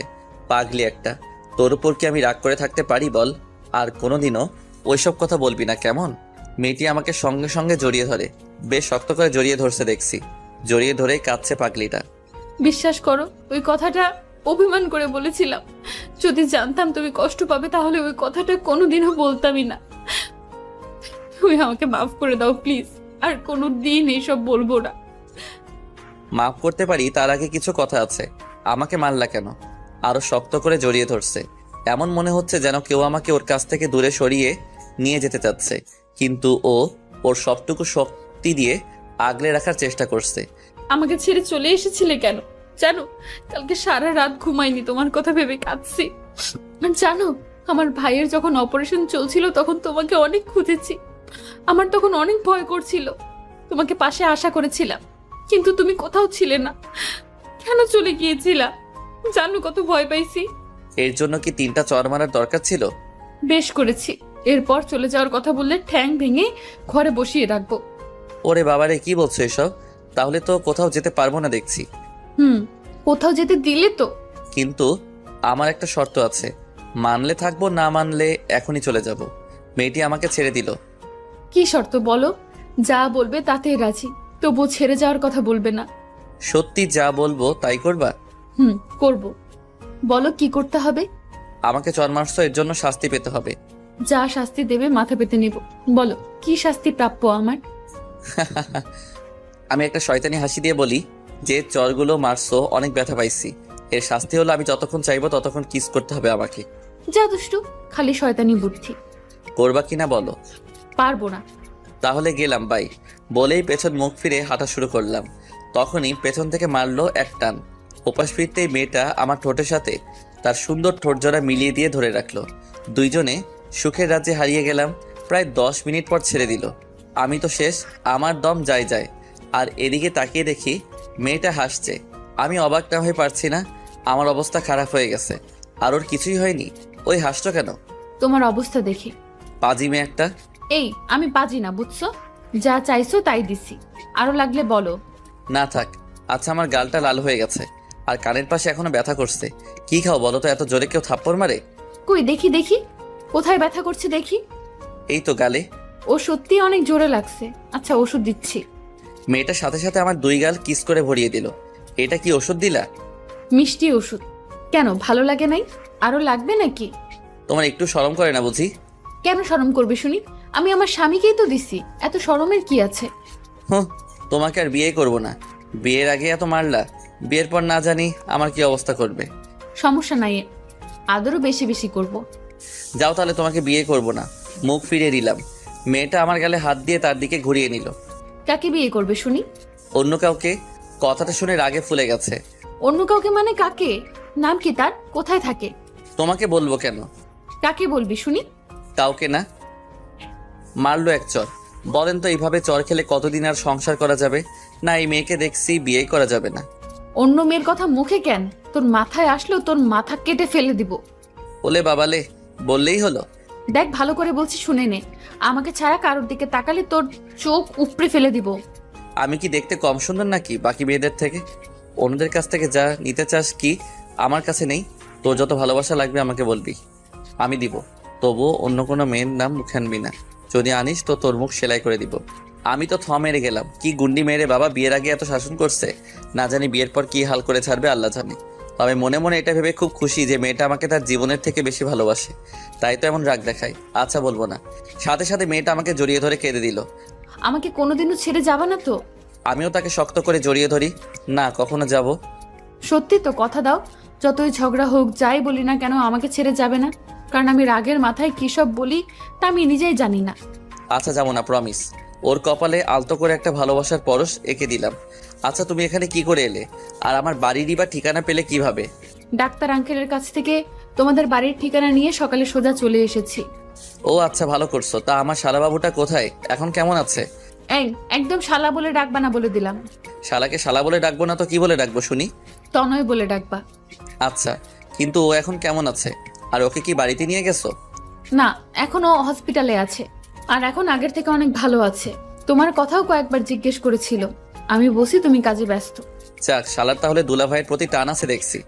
আবার? আচ্ছা যাও, ফ্রেশ হয়ে আসো। আবার হসপিটালে যেতে হবে তো। তুমি ফ্রেশ হবে না? হব। যাও, তুমি আগে ফ্রেশ হয়ে আসো। না, তুমি চলো আমার সাথে, একসাথে ফ্রেশ হব। আমি মেরে গেলাম। বলে কি মেয়েটা পাগল নাকি? ওই লজ্জা শরমের মাথা খাইছো নাকি? যাও গিয়ে ফ্রেশ হয়ে আসো। আমি কিছু জানি না, তুমি যাবা কিনা বলো, না হলে আমি এখনই চলে যাচ্ছি। ব্ল্যাকমেল করছো? তাই করছি। এখন চলো। উফ, আর পারা যায় না। আচ্ছা চলো। হাসছো কেন? আমাকে কোলে নাও। কি বলছো? দেখো এবার কিন্তু বেশি বেশি হইতাছে। বেশির কি দেখলে? হ্যাঁ, সবে তো মাত্র শুরু। এরপর সামনে আরো অনেক অত্যাচার সহ্য করতে হবে যে তোমাকে। আমি আর কি বলবো, বলার মতো ভাষা খুঁজে পাচ্ছি না। সত্যি মনে হয় হেদি পুরাই পাগল। কি আর করার, অবশেষে ওকে কোলে করে নিয়ে যেতে হলো।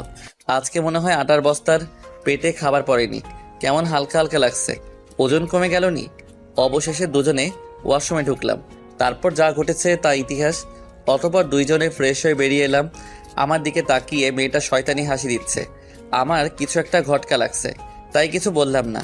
আমি রেডি হওয়ার জন্য আমার রুমে কাপড় পরতাছি। এমন সময় হুট করে মেয়েটার সামনে এসে দাঁড়ালো। আমি লজ্জায় মাথা ঘুরিয়ে নিলাম। ওই, তুমি এখানে কেন? দেখছো না আমি রেডি হচ্ছি? তাই তো দেখছি। আমি ঝটফট করে রেডি হয়ে নিলাম। তারপর পেছন ফিরে দেখি মেয়েটা আয়নার সামনে দাঁড়িয়ে চুল আঁচড়াচ্ছে। আমি মুগ্ধ। সেই রূপ দেখে কি মায়াবী মুখখানি, যা কোনোদিনও ভুলার নয়। আমি ধীরে ধীরে ওর সামনে গিয়ে ওকে পিছন থেকে জড়িয়ে ধরলাম। কোমরে হাত দিতেই ও ওর চোখ বন্ধ করে ফেললো। আর আমি ওর চুলের ঘ্রাণে মাতাল হয়ে গেলাম। ধীরে ধীরে কানের কাছে আমার মুখটা নিয়ে বললাম, আই লাভ ইউ। সঙ্গে সঙ্গে ও আমাকে পিছনে মুখ ফিরে খুব শক্ত করে জড়িয়ে ধরলো। I love you too. বেশ কিছুক্ষণ এইভাবে জড়িয়ে ধরে থাকি দুজন দুজনকে। অতঃপর দুজনে বেরিয়ে পড়লাম হসপিটালে যাওয়ার জন্য। যাওয়ার সময় রেস্টুরেন্টে দুপুরের খাবার খেয়ে নেই, আর ওই পুচকুটার জন্য অনেকগুলো চকলেট কিনলাম। অবশেষে দুইজনে হসপিটালে পৌঁছে গেলাম। পুচকুটার কাছে যেতেই পুচকুটা আমাকে বলে, ভাইয়া ভাইয়া, তুমি কোথায় ছিলে? কেন? জানো আমি তোমাকে কত মিস করেছি। তাই এই নাও। চকলেটের প্যাকেটটা তার হাতে দিতেই বহা খুশি, যেন রাজ্য জয় করে ফেলছে। অতঃপর পুচকুটা চকলেট খেতে শুরু করে দিল। খুব ভালোবাসে তো চকলেট, তাই আর দেখলে তর্স হয় না। আমি মেয়েটাকে বলছি, আজকে থেকে তুমি আর তোমার ভাই আমার সাথেই থাকবে। কোথায়? কোথায় আবার? আমার বাসায়। না, এটা সম্ভব না। কেন, কি হয়েছে? দেখো, আমি এমনিতেই সমাজে অনেক বদনাম কামাইছি, আর বদনাম হতে চাই না। এতে বদনামের কি আছে? আমি কিছুই বুঝতে পারছি না। আমি একটা অবিবাহিত মেয়ে, আর তুমিও অবিবাহিত। আমরা দুজনে একসাথে এক বাসায় কোন পরিচয়ে থাকবো বলতে পারো? ও আচ্ছা, এই কথা। চিন্তা করো না, আমি এখনই এর ব্যবস্থা করছি। কি করবে শুনি? সেটা কালকে জানতে পারবে। আজকে চলো আমরা কোথাও ঘুরে আসি। বেড়ানোর কথা শুনে পুচকুটা লাফিয়ে ওঠে। কোথায় যাবে তোমরা? আমিও যাব। আমাকেও নিয়ে চলো।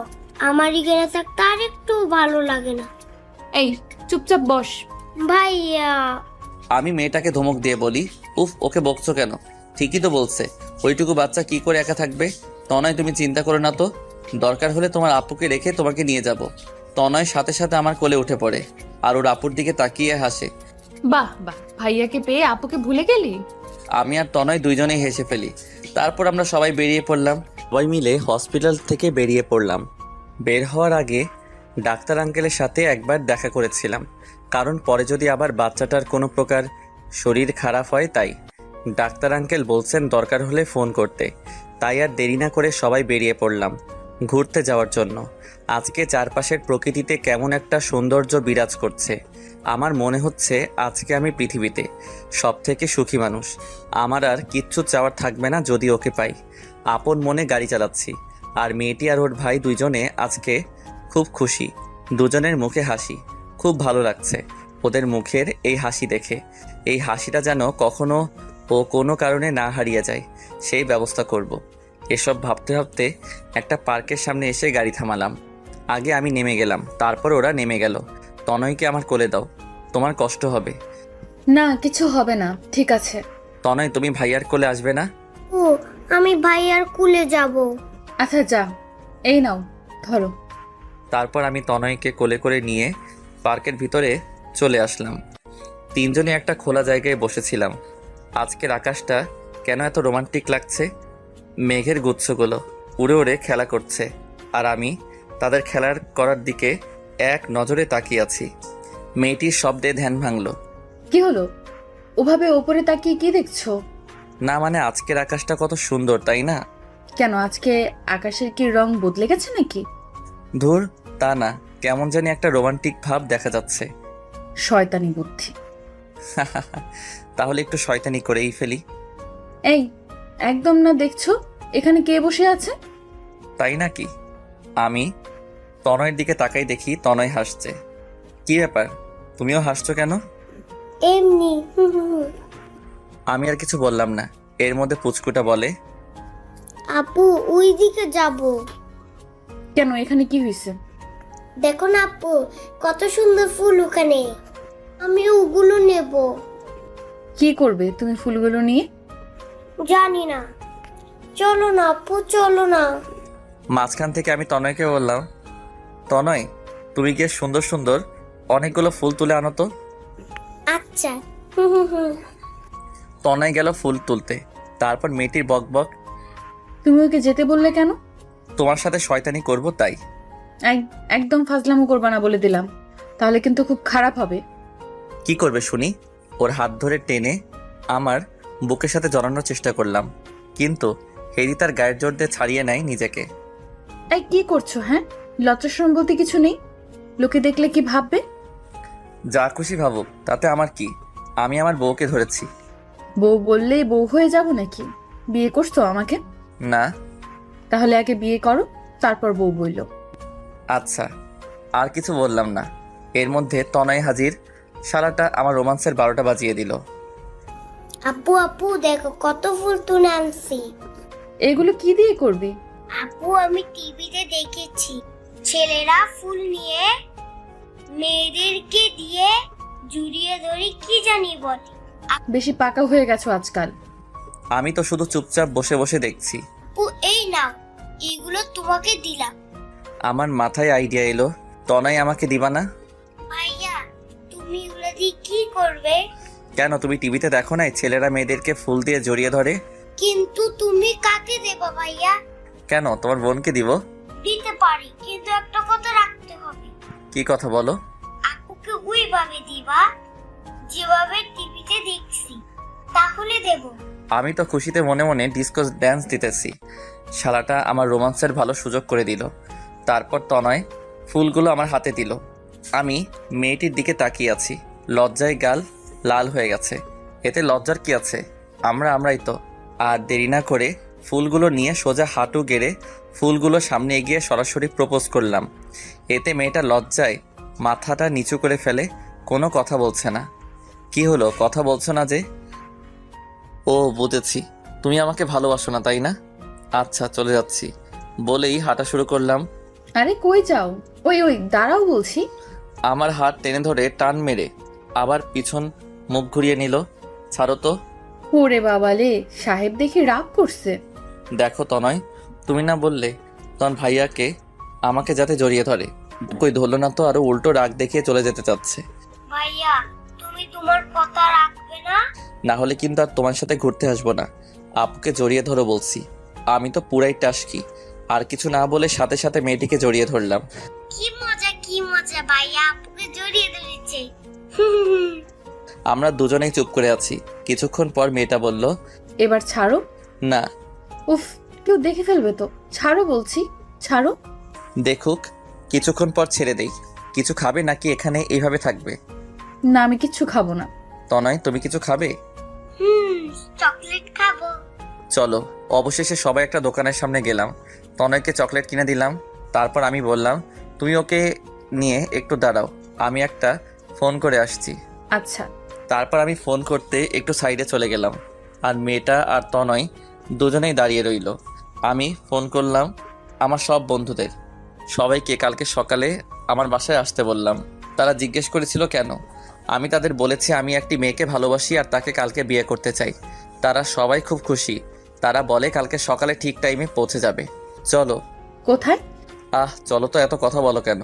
মেয়েটি আর কিছু না বলে হাঁটা শুরু করলো আমার সাথে। আর পুচকুটা চকলেট খাচ্ছে মনের সুখে। তারপর সবাই গাড়িতে চড়ে বসলাম। আমি গাড়ি চালাচ্ছি। কিছু দূর গিয়ে একটা শপিং কমপ্লেক্সের সামনে গাড়ি দাঁড় করালাম। তারপর সবাই মিলে ভিতরে গেলাম। কি হলো, এখানে নিয়ে আসলে কেন? শপিং করব তাই। কি কিনবে তুমি? দেখতে থাকো। তারপর আমি আমার জন্য একটা পাঞ্জাবির সেট কিনলাম। মেয়েটির জন্য এক সেট শাড়ি কিনলাম। একটা নীল শাড়ি কিনলাম, যেটা আমার সব থেকে প্রিয় রং। মেয়েটি শুধু তাকিয়ে তাকিয়ে দেখছে, কিছু বলল না। তারপর অনেক ঘোরাঘুরি করলাম। তো অনেক ঘুমিয়ে পড়ছে। ওর আপুর কোলে আমি গাড়ি চালাচ্ছি। একটু পর দেখি মেয়েটাও চোখ বন্ধ করে ফেলছে। সারাদিন অনেক ঘোরাঘুরি করছে, তাই হয়তো ঘুমিয়ে পড়ছে। যাই, ওদের আমার বাসায় নিয়ে যাই। ঘুমিয়ে আছে, ঘুমিয়ে থাক। জেগে থাকলে কোনোদিন আমার সাথে আমার বাড়িতে যেত না। তারপর চলে আসলাম আমার বাড়িতে। দারোয়ান কাকা গেট খুলে দিল। আমি গাড়ি থেকে নেমে দারোয়ান কাকাকে বলে দিলাম কালকে সকালে আমার বন্ধুরা আসবে, তাদের ভিতরে পাঠিয়ে দিতে। আচ্ছা। তারপর আমি আগে তনয়কে ভিতরে আমার রুমে নিয়ে গিয়ে শুইয়ে দিয়ে আসি। এসে তারপর মেয়েটাকে ভিতরে নেওয়ার জন্য কোলে তুলে নিলাম। তার ঘুমন্ত চেহারা দেখে আমি বারবার তারপর ক্রাশ খাই। সত্যি খুব মায়াবী চেহারা। এই মুখটা না দেখে একদিনও থাকা আমার জন্য অনেক কষ্টকর। এই মায়াবতীকে সারা জীবন আমার পাশে চাই। কালকেই সারা জীবনের জন্য ওকে আপন করে নিব। মেয়েটাকে রুমে এনে শুইয়ে দিলাম। আর ওর কপালে আলতো করে একটা ভালোবাসার পরশ এঁকে দিলাম। ওখানেই পাশে একটা চেয়ার নিয়ে বসে ওর হাত ধরে রেখেছি। মনে মনে ভাবছি, তোমার জীবনের সব কষ্টকে আমি আমার নিজের করে নিতে চাই। আর কোনোদিনও তোমাকে কাঁদতে হবে না। তোমার পাশে মরার শেষ মুহূর্ত পর্যন্ত থাকবো। যতই যাই হোক, কোনোদিনও তোমাকে ছেড়ে দিব না। তোমার এই হাতটি খুব শক্ত করে জড়িয়ে ধরে থাকবো সারা জীবন। আপন মনেই এসব কথা ভেবে নিজেকে খুব সুখী মনে হচ্ছে। একটু পরে মনে পড়ল কেউ তো এখনো রাতের খাবার খায়নি। ওকে কি ঘুম থেকে ডেকে তুলবো? না থাক, এখন একটু ঘুমাক। সারাদিন অনেক ধকল গেছে। আমি বরং যাই গিয়ে দেখি কিচেনে কিছু পাই কিনা। মেয়েটির গায়ে চাদর দিয়ে ঢেকে দিয়ে কিচেনে চলে আসলাম। ঘরে আগে থেকে রান্না করা খাবার ফ্রিজে ছিল, শুধু গরম করতে হবে। কিন্তু ভাত নেই, তাই আর দেরি না করে ভাত বসিয়ে দিলাম। তারপর ফ্রিজ থেকে তরকারির বাটিটা বের করেই পিছন ফিরে তাকিয়ে আমি রীতিমতো চমকে উঠলাম। দেখি মেয়েটা আমার সামনে দাঁড়িয়ে আছে। তুমি কখন উঠলে? এই মাত্র। কিন্তু তুমি আমাকে এখানে নিয়ে আসলে কেন? তো কোথায় নিয়ে যেতাম? কেন, আমি যেই বাসায় থাকি সেখানে নিয়ে যেতে। কেন, এখানে কি প্রবলেম? প্রবলেম আমার নেই, প্রবলেম সমাজের। লোকে জানতে পারলে কি ভাববে একবার ভেবে দেখেছো? যা খুশি ভাবুক, তাতে আমার কি? তোমার কিছু না, কিন্তু আমার অনেক কিছু। আমি এখানে থাকতে পারবো না। কথাটা শুনে খুবই কষ্ট পেলাম, খুব খারাপ লাগছে। আমি কি এতই খারাপ যে আমার সাথে বিয়ের আগে এক বাসায় এক ছাদের নিচে থাকা যায় না? আর কথা বাড়াবো না, থাকতে যখন চাই না তখন আর কি করার। আমি তরকারির বাটিটা টেবিলের উপর রেখে ওকে পাশ কাটিয়ে কোনো কথা না বলে চলে আসলাম আমার রুমে। বুকের মধ্যে কেমন যেন একটা টান টান ভাব দেখা যাচ্ছে। যাই হোক, রুমে এসে তনয়কে কোলে নিয়ে বের হলাম। মেয়েটির সামনে গিয়ে দাঁড়িয়ে বললাম, চলো তোমাদের দিয়ে। কথাটা বলার সময় গলাটা আটকে যাচ্ছিল, কেউ যেন একজন গলা চেপে ধরেছিল এমনটা মনে হয়েছে। মেয়েটি আমার দিকে অবাক দৃষ্টিতে তাকিয়ে রয়েছে। আমি আর কথা না বাড়িয়ে সোজা হাঁটা শুরু করলাম। বাড়ি থেকে বের হয়ে গাড়ির সামনে গিয়ে দাঁড়িয়ে রইলাম। খানিকক্ষণ বাদে মেয়েটা এলো। তনয়কে আমার কোলে দাও। ওকে। তনয়কে মেয়েটির কোলে দিয়ে আমি গাড়িতে বসে পড়লাম। কিন্তু অবাক করা ব্যাপার হলো, মেয়েটি গাড়িতে বসেনি, দাঁড়িয়ে রয়েছে। আমি গাড়ির জানালা দিয়ে বললাম, কি হলো, বসো। তাড়াতাড়ি যেতে হবে তো। কই যাব? কই যাবা মানে? একটু আগেই না বললা তোমার বাসায় যাবা? এটাই আমার বাসা, আমি এখানেই থাকবো। চলো ভেতরে চলো। না, এখানে থাকতে পারবে না। এখানে থাকলে লোকে জানলে খারাপ কথা বলা বলি করবে। তার থেকে ভালো তোমাকে তোমার বাড়িতেই রেখে আসি। আমি জানি তুমি রাগ করে কথাগুলো বলতেছো। এতে রাগ করার কি আছে? তুমি তোমার বাসায় যেতে চাচ্ছ, তাই তোমাকে দিয়ে আসতে হবে তো। আচ্ছা সরি, আমার ভুল হয়ে গেছে। এখন চলো তো। গাড়িতে বসো, তোমাকে বাসায় দিয়ে আসতে আসতে অনেক রাত হয়ে যাবে। না, আমি কোথাও যাব না, এখানেই থাকবো। এটা আমার শ্বশুর বাড়ি, তার মানে এটা আমারও বাড়ি। চলো এখন ভেতরে চলো। চুপচাপ গাড়িতে বসো। মেয়েটা ধমক খেয়ে কান্না করা আরম্ভ করে দিল। তোর চাই, কিছু বললেই শুধু কাঁদে। এদির চোখ নাকি অন্য কিছু। একটু পর পর পানি বেয়ে পড়ে। তুমি ভালো না, তুমি পচা, তুমি খালি আমাকে বকো। আমি বুঝেছি তুমি আমাকে ভালোবাসো না। আমার আর কিছু বলার নেই। মাঝে মাঝে মেয়েটা এমন সব কথা শোনায় যার উত্তর আমার কাছে নেই। আমি গাড়ি থেকে নেমে ওর সামনে গিয়ে দাঁড়াই। ঢং করো? হুম। ওই স্যার, ঢং করতে হবে না, চলো ভেতরে চলো। মেয়েটার মুখে হাসির ছাপ দেখে আমারও মুখে হাসি ফুটে উঠল। সত্যি কোনো মেয়েদেরকে কোনো ছেলে কোনোদিনই বুঝতে পারবে না। আসলে মেয়েরা মাঝে মাঝে কি চায় তা তারা নিজেই জানে না। এই নাও, তোমার ভাইকে কোলে নাও। এই তনয় আমার ভাই না, আমার শালা। মায়ের খাবা কিন্তু ওইটা বললে। আমি তনয়কে কোলে নিতে নিতে জিজ্ঞেস করলাম, কেন? এমনি। আচ্ছা চলো ভেতরে চলো তো, আমার খুব ক্ষুধা লাগছে। তাড়াতাড়ি চলো না প্লিজ।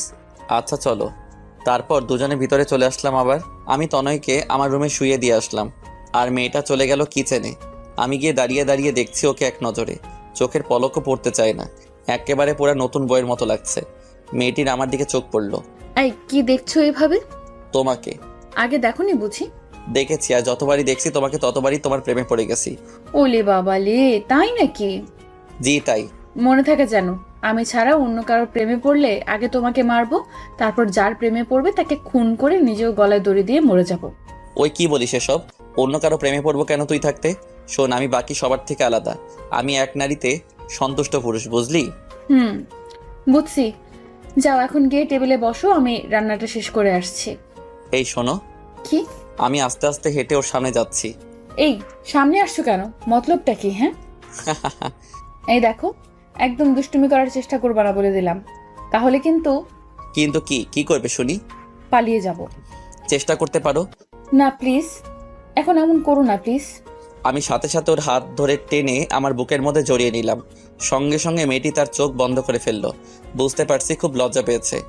এমন একটা লজ্জাবতী রাঙা বউ কে না চায়? সবাই চায় যেন তার প্রিয় মানুষটি তাকে নিজের থেকে বেশি ভালোবাসে। এমন সৌভাগ্য আর কজনের হয়? আজকে নিজেকে খুবই ভাগ্যবান মনে হচ্ছে। অনেকক্ষণ জড়িয়ে ধরে থাকার পর মেয়েটির শব্দে ধ্যান ভেঙে গেল। এই ছাড়ো, ছাড়ো বলছি। এই জন্য আমি থাকতে চাইনি, তুমি শুধু দুষ্টুমি করার সুযোগ খুঁজো। গায়ের জোর খাটিয়ে নিজেকে ছাড়িয়ে নিল।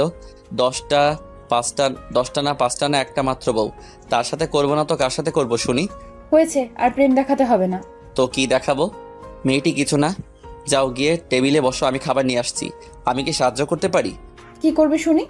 যেন কোনো কিছু। আচ্ছা। ও হয়তো ভাবছে অন্য কিছু, কিন্তু আমি তো মনে মনে অন্য কিছু ভাবছি। কি ভাবছি তা দেখতে পাবেন। অতঃপর মেয়েটি রান্না করছে। আমি আস্তে করে তার পিছনে গেলাম, মেয়েটিকে আবার জড়িয়ে ধরলাম। এই কি করছো? আবার শুরু করলা নাকি? এই বুঝি তোমার সাহায্য করা? তুমি রান্না করো, আমি তোমাকে জড়িয়ে ধরে থাকি। সাথে সাথে আমার হাতগুলো ওর কোমরে স্পর্শ করতেই ও কিছুটা শিউরে ওঠে, চোখ বন্ধ করে ফেলে। ওর হার্টবিট বেড়ে যাচ্ছে, খুব জোরে জোরে নিঃশ্বাস নিচ্ছে, এমনকি ওর ঠোঁট জোড়াও কাঁপছে। ইচ্ছে করছিল একটা কিস করতে, কিন্তু তা করিনি, নিজেকে সামলে নেই। আমার হার্টবিট দ্বিগুণ বাড়ছে, কেমন যেন লাগছে। প্লিজ লক্ষ্মীটা ছেড়ে দাও। আমার আর বুঝতে বাকি রইল না, ও পুরোপুরি আমার নেশায় ডুবে যাবে যদি বেশিক্ষণ জড়িয়ে ধরে থাকি। তাই আমিও নিজেকে কন্ট্রোল করে রাখলাম, ছেড়ে দিলাম ওকে। মেয়েটি লজ্জায় মাথা তুলতে পারছে না। মন ভরছে? এখন যাও, গিয়ে টেবিলে বসো। আর যদি দুষ্টুমি করার চেষ্টা করো তাহলে কিন্তু এই খুন্তি দিয়ে ছ্যাঁকা দেব। আমাকে ছ্যাঁকা দিলে আমার থেকে বেশি কষ্ট তুমি পাবে, তা আমি জানি। দুর্বলতা জেনে গেছো তাহলে? আচ্ছা শোনো। কি? না মানে কি বলো? তোমাকে না আজকে বউ বউ লাগছে। তবে রে। খুন্তি নিয়ে আমার দিকে আসতেই লাগলো, আমি দিলাম দৌড়ে গিয়ে খাবার টেবিলে বসে রইলাম। কিছুক্ষণ পর মেয়েটা খাবার নিয়ে এলো, আমাকে খাবার বেড়ে দিয়ে আবার সে আগের মতো একপাশে দাঁড়িয়ে রইলো। কি হলো, দাঁড়িয়ে রইলে যে, খাবে না? না খাবো না, তুমি বসো এখানে। মেয়েটিকে জোর করে বসিয়ে দিলাম আমার পাশের চেয়ারে। অতঃপর ভাতের প্লেট হাতে নিয়ে তাকে তুলিয়ে আগে খাইয়ে দিলাম। কি রোমান্টিক সিন, যে দেখবে সে জ্বলে পড়ে মরবে। তারপর মেয়েটিও আমাকে নিজের হাতে করে খাইয়ে দিল। খাওয়ানোর সময় আমি 2-1 বার ওর হাতে কামড় দিই। ও কিছু বলে নাই, শুধু হাসে। আর আমি শুধু তাকিয়ে তাকিয়ে দেখি। তারপর খাওয়া দাওয়া শেষ করে সোফায় বসে বসে ফোন টিপছি, আর মেয়েটা কিচেনে একটু কাজ করছে। হঠাৎ করে আমার ফোনের স্ক্রিনে একটা অপরিচিত নাম্বার ভেসে উঠল। আমি ফোনটা হাতে নিয়ে ভাবছি কে হতে পারে যেই সময় আমাকে ফোন করবে, তাও আবার অচেনা নাম্বার থেকে। ফোনটা রিং বেজে যাচ্ছে। প্রথমবার রিসিভ করিনি, তারপর আবার কল আসলো, তাই আর কিছু না ভেবে কলটা রিসিভ করলাম। প্রথমে সালাম দিলাম। ফোনের ওপাশ থেকে চিরচেনা একটা আওয়াজ শুনতে পেয়ে আমি অবাক, কারণ ফোনটা যে কেউ করেনি, করেছে আমার আব্বু। সালামের উত্তর দিতেই বুঝে গেলাম, আব্বু তুমি? হ্যাঁ আমি। কি করছিস তুই? আর নিজের খেয়াল ঠিক মতো রাখছিস তো? জি আব্বু, আমার জন্য চিন্তা করো না, তোমার মতো বাবা থাকতে আমার আবার কি হতে পারে। আব্বু তুমি কবে আসবে? তোমাকে যে আমার অনেক কথা বলার আছে। কি কথা, ফোনে বল। না আব্বু, তুমি আগে দেশে আসো, তারপর বলবো। এখন বল, যদি কোনো প্রবলেম থাকে তাহলে এখান থেকে সমাধান করার চেষ্টা করব। আমি ভাবছি আব্বুকে সব বলবো কি বলবো না। এমনিতেই কাজে বিজি উনি, টেনশনের মধ্যে আবার টেনশন দেওয়াটা কি ঠিক হবে? না মানে আব্বু আসলে একটা কথা বলার ছিল। হ্যাঁ কি কথা বল। মানে কথাটা হলো, আরে বলবি তো, কি কথা? আমি আর দেরি না করে ঝটফট বলে দিলাম, যা হবার হবে। আব্বু আমি একটা মেয়েকে ভালোবাসি, আর আগামীকাল তাকে বিয়ে করতে যাচ্ছি। আমি ভেবেছিলাম হয়তো আব্বু তার একমাত্র ছেলের ভালোবাসাটা বুঝবে, কিন্তু তা হয়নি। তোর সাহস তো কম না।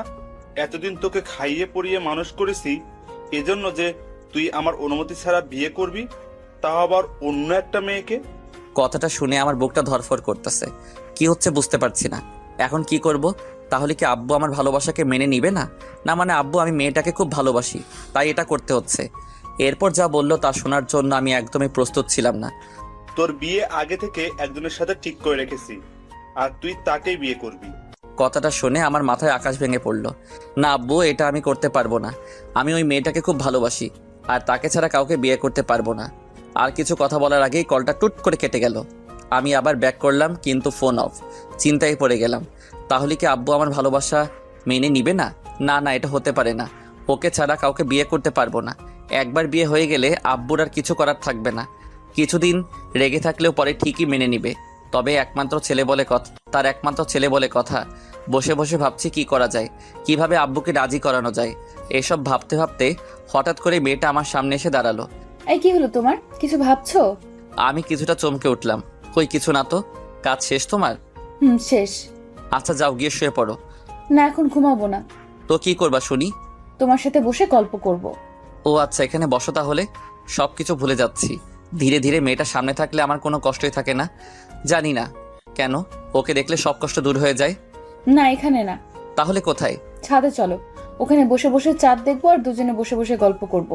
আর জানো, আজকে আকাশে খুব সুন্দর চাঁদ দেখা যাচ্ছে। তাই নাকি? আচ্ছা চলো তাহলে। আমি সোফা থেকে উঠে হাঁটা শুরু করলাম, আর মেয়েটা পিছনে দাঁড়িয়ে রইলো। কি হলো, যাবে না? তুমি অনেক আনরোমান্টিক পুরুষ। মানে? ছাদে যাচ্ছ, আমাকে কোলে করে নিয়ে যেতে পারো না? ওরে বাবা, এ তো মেঘনা চাইতেই বৃষ্টি। মনে মনে খুব খুশি হলাম। আসলে মেয়েটা আমার জন্য পাগল, থুক্কু পাগলি হয়ে গেছে। এই পাগলিকে ছাড়া আমার কিছু ভালো লাগে না। এত উপরে আটার বস্তা নিয়ে কিভাবে উঠবো? ওই কি বললে তুমি? আমি আটার বস্তা? দেখো খুব খারাপ হয়ে যাবে যদি এখনই কোলে করে আমাকে ছাদে নিয়ে না যাও তাহলে। তাই নাকি? আচ্ছা নিব না, কি করবে শুনি? ও বুঝেছি, তুমি আমাকে ভালোবাসো না তাই না? আমি মরে গেলে খুব খুশি হবে, তাই তো? আমার জায়গায় অন্য কাউকে আনতে পারবে। আমি তো কথা বলার ভাষা হারিয়ে ফেলছি। মাঝে মাঝে এমনভাবে মেয়েটা আমাকে তার কথার জালে ফেলে, যা থেকে আমার মুক্তি পাওয়ার কোনো উপায় নেই। ওই কি বলছিস এসব? আমি তোকেই ভালোবাসি, বিশ্বাস কর। করি না বিশ্বাস, তুমি অন্য কাউকে ভালোবাসো, তাই না? কি মেয়েটা কোথায় থাকে? দেখতে কি আমার থেকেও সুন্দর, যার জন্য আমাকে অবহেলা করো? আমি তার সামনে গিয়ে দাঁড়ালাম, তারপর ওকে কাছে টানার চেষ্টা করলাম, কিন্তু ও নিজেকে ছাড়িয়ে নিল। একদম আমাকে টাচ করবে না। তুমি আমাকে না, আমার দেহকে ভালোবাসো। আমার মাথায় রক্ত উঠে গেল ওর এসব ফালতু কথা শুনে। ঠাস করে মারলাম এক থাপ্পড়। তোকে না কতবার বলছি এসব ফালতু কথা বলবি না? জানিস না এসব কথা শুনলে আমার রাগ হয়? হ্যাঁ, তা তো হবেই। সত্যি কথা বললে কার না রাগ ওঠে? সত্য তো আর সবাই হজম করতে পারে না। তুমি আমাকে ভালোবাসো না, ভালোবাসলে আমাকে এভাবে মারতে পারতে না। হুম, যাও, আমি চলে যাব, আর আসবো না। থাকো, বাই। পিছন ফিরে হাঁটা শুরু করলো, সাথে সাথে হাত ধরে মারলাম এক টান, সোজা আমার বুকের মধ্যে এসে পড়ে। কই যাও? জানি না। কাঁদছো কেন? তাতে তোমার কি? আমি তো আর তোমার কেউ না। ছাড়ো আমাকে, ছাড়ো বলছি। আমি আরো শক্ত করে জড়িয়ে ধরি। আমার লক্ষ্মী বউটা কি রাগ করছে? হুম। আচ্ছা, আর কাঁদতে হবে না, এবার কান্না থামাও। চলো, তোমাকে কোলে করেই নিয়ে যাচ্ছি। হুম। আমি ওর চোখের জল মুছে দিলাম। আমি চাই না ওর চোখের জল ওর গালে কোনো ভাগ বসাক। ওর সবকিছুতেই শুধু আমার অধিকার, সেটা তো মেয়েটা নিজেই বলেছে। তারপর তাকে কোলে তুলে নিলাম। ওর দিকে তাকিয়ে দেখি আমার বুকের মধ্যে মুখ লুকিয়ে চুপ করে আছে, কোনো কথা বলছে না। আমি ধীরে ধীরে সিঁড়ি বেয়ে ছাদে উঠতে শুরু করলাম। মেয়েটিকে কোলে নিয়ে আমি সিঁড়ি বেয়ে ছাদে উঠছিলাম। মনে হচ্ছিল কোনো ময়দার বস্তাকে কোলে নিছি।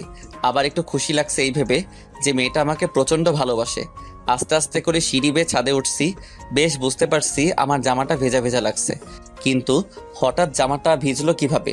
মেয়েটির দিকে দেখি ও মুখ ফুলিয়ে, মেয়েটির দিকে দেখে ও মুখ লুকিয়ে আছে আমার বুকের মধ্যে, কিন্তু আমার জামা ভিজতেছে কেন? তার মানে কি মেয়েটা কাঁদছে নাকি? তাড়াতাড়ি করে ছাদে উঠে গেলাম। এই যে ম্যাডাম, ছাদে এসে গেছি, এবার নামুন। না। ওই নিজের ইচ্ছায় নামবি নাকি ফেলে দেব? মেয়েটি আর কিছু না বলে আস্তে করে নেমে গেল। ওর দিকে তাকিয়ে আমার বুকের ভিতরটা কেমন জানি একটা মোচড় দিয়ে উঠলো। দেখলাম মেয়েটার চোখে নোনা পানি, আর আমার জামার দিকে একবার তাকিয়ে দেখলাম বুকের মাঝে কিছুটা জায়গা ভিজে গেছে। কিছুই বুঝতে পারলাম না, শুধু শুধু আবার কাঁদছে কেন? এটা মেয়ে নাকি অন্য কিছু? যাই বলি না কেন, একটু এদিক ওদিক হলেই কাঁদে। এই কাঁদছো কেন, কি হয়েছে? কিছু না। আমি তার চোখের পানি মুছে দিলাম। তাহলে এইভাবে কাঁদছো কেন? বলো আমাকে, কি হয়েছে? কিছু বলার আগে হুট করে জড়িয়ে ধরে, খুব শক্ত করে জড়িয়ে ধরে। আমার নিঃশ্বাস নিতেও কষ্ট হচ্ছিল। জড়িয়ে ধরে কান্না করে দিল। কি হয়েছে? তুমি এইভাবে কাঁদছো কেন, বলবে তো? জানো, মাঝে মাঝে ভয় হয় তুমি আমাকে আবার ছেড়ে চলে যাবে না তো। আমি যে তোমাকে খুব ভালোবাসি, নিজের থেকে বেশি ভালোবাসি। তুমি যা বলবে তাই করব, তবুও কোনো দিন আমাকে ছেড়ে চলে যাবে না তো। এই পৃথিবীতে এখন শুধু তুমিই আছো যে আমাকে ভালোবাসে, যে আমার মন বোঝে। তুমি ছেড়ে চলে গেলে যে মরণ ছাড়া আর কিছুই করার থাকবে না আমার। ওর এমন কথা শুনে বুকের মধ্যে একটা ব্যথা অনুভব করলাম। কেন তা জানি না, হয়তো ভালোবাসি তাই। মেয়েটি আমাকে আরো শক্ত করে জড়িয়ে ধরে রইল। আচ্ছা, একটা কথা বলি। একটা না, হাজারটা বলো। অনুমতি নেওয়ার দরকার হবে না। বিনা অনুমতিতে যা খুশি করতে পারো। সবকিছু তোমার নামে দিয়ে দিছি। আচ্ছা, আমাকে এত ভালোবাসো কেন? জানি না। বলবে নাকি চলে যাব? বললাম তো জানি না। আচ্ছা ছাড়ো আমাকে, আমি চলে যাব। তুই ভালো না, এত কষ্ট করে কোলে নিয়ে ছাদে নিয়ে আসলাম, কোথায় একটু আদর করবে তা না, শুধু কেঁদেই যাচ্ছে। মেয়েটি আমাকে ছেড়ে দিল, আর সেই সাথে কান্নাও থেমে গেল। কই যাবা? যেখানে খুশি। তোমার কি? আমারই সব, বুঝেছো? মানে? মানে কিছু না, ওইদিকে দেখো। এটা কি হলো? কেন আদর করলাম? তুমি না বললে আমি তোমাকে আদর করি না, তাই তো আদর করে দিলাম। এটা ধোকা, আদর না। তুমি আমাকে না বলে আমার গালে চুমু খেলে কেন? কেন, এর জন্য আবার অনুমতি নিতে হবে নাকি? নিতে হবে মানে 100 বার নিতে হবে, কারণ গালটা আমার, আর এটা সরকারি কোনো জিনিস না যে কেউ মন চাইলেই নিয়ে যাবে। এখন ওটাতে শুধু আমার অধিকার, বুঝলে? তাহলে আমিও তাই করব। কি করবে শুনি? আর কিছু না বলে সঙ্গে সঙ্গে ওর ঠোঁটজোড়ার সাথে আমার ঠোঁটজোড়া লাগিয়ে দিলাম। ও আমার নেশায় পুরোপুরি ডুবে গেল। প্রায় 10 মিনিট পর ছেড়ে দিলাম। দুজনেই হাঁপাচ্ছি। তুমি ভালো না, তুমি পচা। এইভাবে কেউ হুট করে কিস করে নাকি? যদি মরে যেতাম? আমি আছি তো, আবার কিস দিয়ে বাঁচিয়ে দিতাম। লুচু কোথাকার। আমাকে যা করার করবে, কিন্তু অন্য মেয়ের নামও মুখে আনবে না, কেমন? আচ্ছা। পরে দুজনেই ছাদে রাখা দোলনার উপরে বসে দোল খাচ্ছিলাম আর চাঁদের আলো উপভোগ করছিলাম। আজকে চাঁদেরও হিংসে হচ্ছে আমাদের দেখে, তাই ধীরে ধীরে চাঁদটাও মেঘের আড়ালে হারিয়ে গেল। অনেক রাত পর্যন্ত দুজনে বসে গল্প করছি। তারপর আবার রুমে আসার আগে সেই আগের বায়না ধরলো, কোলে নিতে হবে, না হলে রুমে যাবে না। কি আর করার, বাধ্য হয়ে কোলে তুলে নিলাম। মেয়েটাকে কোলে নিয়ে আমি এক দৃষ্টিতে তার দিকে তাকিয়ে রইলাম। তার কাজল কালো চোখগুলো দেখে আমার চোখের জ্বালা বেড়ে যাচ্ছে। মন চায় সারাদিন সারাক্ষণ শুধু তাকিয়ে থাকি, চোখের পলকও পড়তে চাচ্ছে না। আমার এইভাবে তাকিয়ে থাকা দেখে মেয়েটা লজ্জায় আমার বুকের মধ্যে মুখ লুকিয়ে ফেলে। নিজের অজান্তেই আমার মুখে হাসি ফুটে ওঠে ওর এই কাণ্ড দেখে। পরে ওকে নিয়ে আমার রুমে শুইয়ে দিলাম ওর ভাইয়ের সাথে। আচ্ছা এখন ঘুমাও, সকালে তাড়াতাড়ি উঠতে হবে তো। তুমি ঘুমাবে না? হ্যাঁ ঘুমাবো তো। আমি ওইখানে সোফায় ঘুমাই, তুমি খাটে ঘুমাও। এত বড় খাট থাকতে সোফায় ঘুমাবে কেন? আমি আর কিছু শুনতে চাই না। তুমিও খাটে ঘুমাবে আমাদের সাথে, ব্যাস। দেখো বোঝার চেষ্টা করো, এখন এক খাটে ঘুমালে নিজেকে সামলাতে পারবো না। তাই প্লিজ আর জেদ করো না, ঘুমিয়ে পড়ো। যা খুশি করো, বাধা দিছে কে? আগেও বলেছি, এখনো বলছি, আমি আমার সবকিছু তোমাকে দিয়ে দিছি। তাই বেশি কথা না বলে চুপচাপ এখানে এসে ঘুমাও, আমি তোমার বুকে ঘুমাবো। এসব পাগলামি বন্ধ করো তো, ঘুমিয়ে পড়ো, অনেক রাত হইছে। দেখো, চুপচাপ এখানে শুয়ে পড়ো, না হলে কিন্তু। কিন্তু কি?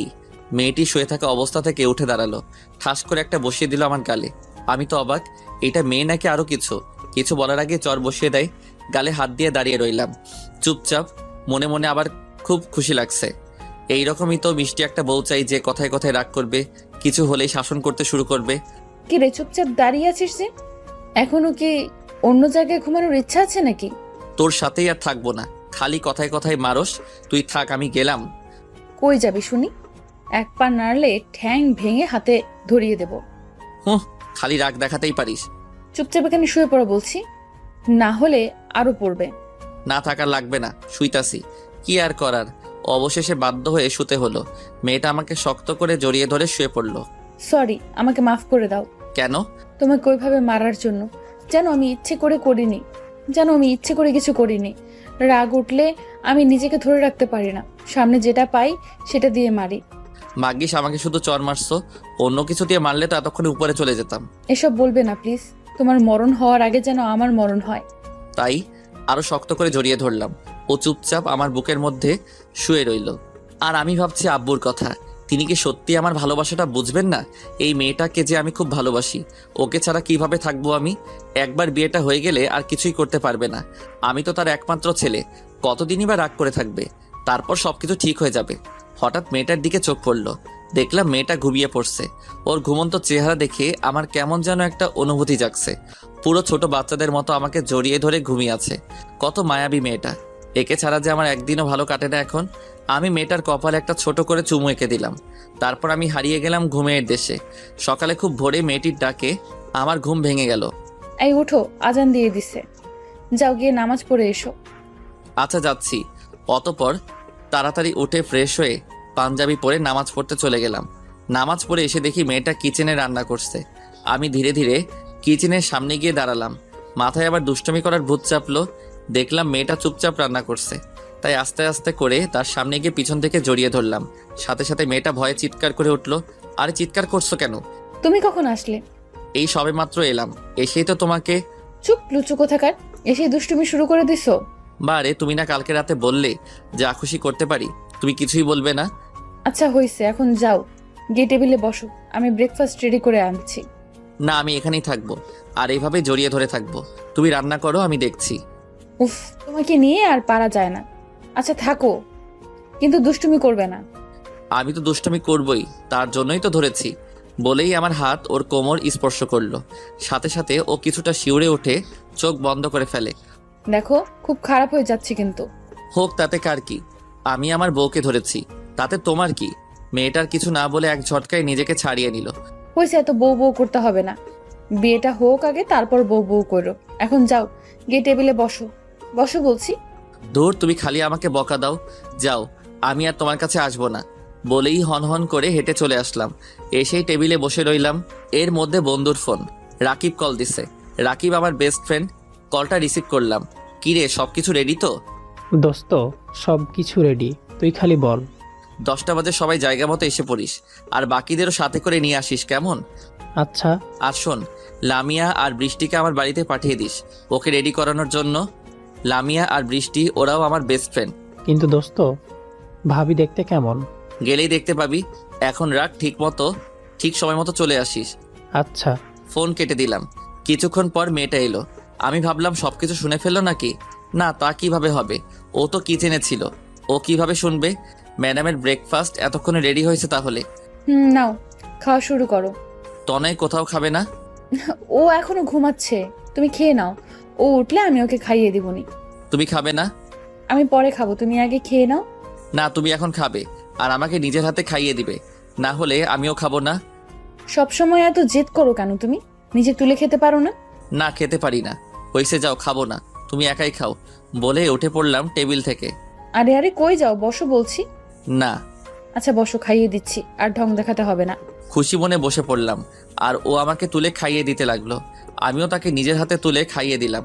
খাওয়া দাওয়া শেষ হতেই তনয়ের গলার আওয়াজ শুনতে পেলাম পাশের রুম থেকে, কারণ আমার রুমটা নিচে। তনয় আপু আপু করে ডাকছে। মেয়েটা টেবিল থেকে উঠে তাড়াতাড়ি দৌড়ে গিয়ে ওর ভাইকে কোলে নিয়ে রুমের বাইরে আনলো। উঠে গেছে শালা বাবু, হা হা হা। এই চুপ, কি বলছো? হ্যাঁ, ও কিন্তু তোমাকে পিটাবে, তাই না তনয়? এখনো ঠিকঠাক ঘুম হয় নাই, কারণ এখনো বারবার হাত তুলছে, তাই নাকি? আচ্ছা, আমি ওকে রেডি করিয়ে আনছি। ওকে। তারপর মেয়েটি ওর ভাইকে নিয়ে ওয়াশরুমে চলে গেল ওকে রেডি করানোর জন্য। আমি টেবিলে বসে গেম খেলছিলাম। কিছুক্ষণ পর মেয়েটা ওর ভাইকে রেডি করে আনলো। তারপর টেবিলে বসে তনয়কে নিজের হাতে তুলে খাইয়ে দিল। সবার খাওয়া দাওয়া শেষ, প্রায় 9টা বেজে গেছে আর এখনো মেয়ে দুইটা এলো না। কি করছে কে জানে। হঠাৎ করে কলিং বেল বাজতে শুরু করলো। বুঝতে পারলাম লামিয়া আর বৃষ্টি এসেছে, তাই তাড়াতাড়ি করে দরজার সামনে গেলাম। আর তনয় এবং মেয়েটা বসে বসে গল্প করছে। আমি দরজা খুলে দিলাম। দুজনেই চলে আসছে। এর মধ্যেই লামিয়া বলে, কি রে, তুই দরজা খুললি কেন? ভাবি কোথায়? ভিতরে আছে, আয়। তাহলে তুই সামনে দাঁড়িয়ে আছিস কেন? সর সামনে থেকে। ওকে সরলাম, আয়। আর কিছু বললাম না। দুজনেই ভেতরে ঢুকে পড়লো। তাদের পিছনে পিছনে আমিও ভেতরে গেলাম। মেয়েটা লামিয়া আর বৃষ্টিকে দেখেই সাথে সাথে দাঁড়িয়ে গেল। এরা কারা? এরা হচ্ছে আমার বেস্ট ফ্রেন্ড ও লামিয়া আরও বৃষ্টি। ও তাই? আর মাঝখান থেকে বৃষ্টি বলে, দোস্ত, ভাবি কিন্তু দেখতে খুব সুন্দর। আর লামিয়াও একই কথা বলল। দেখতে হবে তো চয়েসটা কার। এসব কথা শুনে মেয়েটা মুচকি মুচকি হাসছে। দোস্ত যা, তোরা ওকে রেডি করে নিয়ে আয়। রেডি করব মানে? কোথায় নিয়ে যাবে আমাকে? গেলেই বুঝতে পারবে, এখন যাও, তৈরি হয়ে নাও। দোস্ত যা, তোরা ওকে রেডি করে আন। অতবার মেয়েটি আর কোনো আপত্তি না করে লামিয়া আর বৃষ্টিকে সাথে করে চলে গেল পাশের রুমে। আমি তনয়কে কোলে করে নিয়ে পায়চারি করছি। আমরা কি আজকেও বাইরে যাব? যাবো তো। তোমার আপু রেডি হয়ে আসুক তারপর।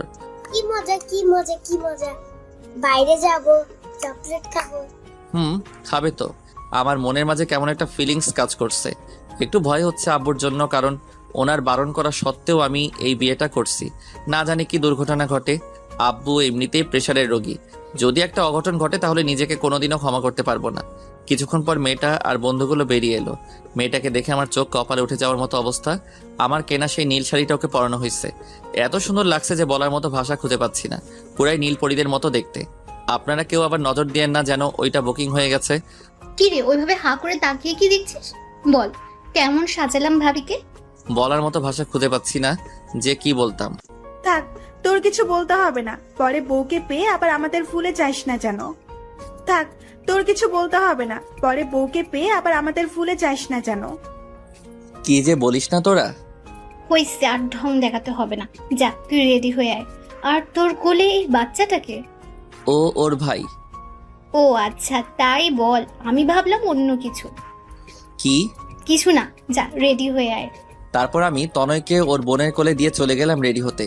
খুব বেশি দেরি না করে তাড়াতাড়ি রেডি হয়ে আসলাম। সেই পাঞ্জাবিটাই পরি যেটা গতকাল শপিং মল থেকে কিনে আনছিলাম। তারপর রেডি হয়ে বেরিয়ে আসলাম। মেয়েটা আমার দিকে তাকিয়ে আছে। দোস্ত, তোকে খুব সুন্দর লাগছে রে। হইছে, আর পাম দিতে হবে না। লামিয়া তো ঠিকই বলছে, তোকে খুবই সুন্দর লাগছে। ওকে, থ্যাংক ইউ। আমি মেয়েটার দিকে একবার তাকাইলাম। দেখলাম মিটি মিটি হাসতেছিল। তাই আর কিছু না পড়লে বেরিয়ে পড়লাম। গন্তব্য কাজী অফিস, যা শুধু আমি আর আমার বন্ধুরা জানে। মেয়েটা এখনো জানে না। ওকে এখনো বলিনি যে আজকে ওকে বিয়ে করব। সবাই গাড়িতে চড়ে বসলাম। কিছুক্ষণ পর কাজী অফিসে চলে আসলাম। মেয়েটা গাড়ি থেকে নেমে অবাক হয়ে আমার দিকে তাকিয়ে রইল কিছুক্ষণ। এখানে কেন আনলে? এখানে লোকে কেন আসে? মেয়েটি চুপ হয়ে গেল। বুঝতে পারলাম ওর খুব ভয় হচ্ছে। কেন তা আমি জানি না, কিন্তু ওর চোখ মুখে একটা ভয়ের ছাপ দেখতে পেরেছিলাম। কি হলো, চুপ করে আছো যে? না মানে কি বলবো বুঝতে পারছি না। তুমি আমাকে আগে বলনি কেন? আগে বললে তুমি কোনোদিনও রাজি হতে না, আমি জানি। তাই বন্ধুদের বলে সব ব্যবস্থা করে রাখছি। মেয়েটি আর কোনো কথা বলল না।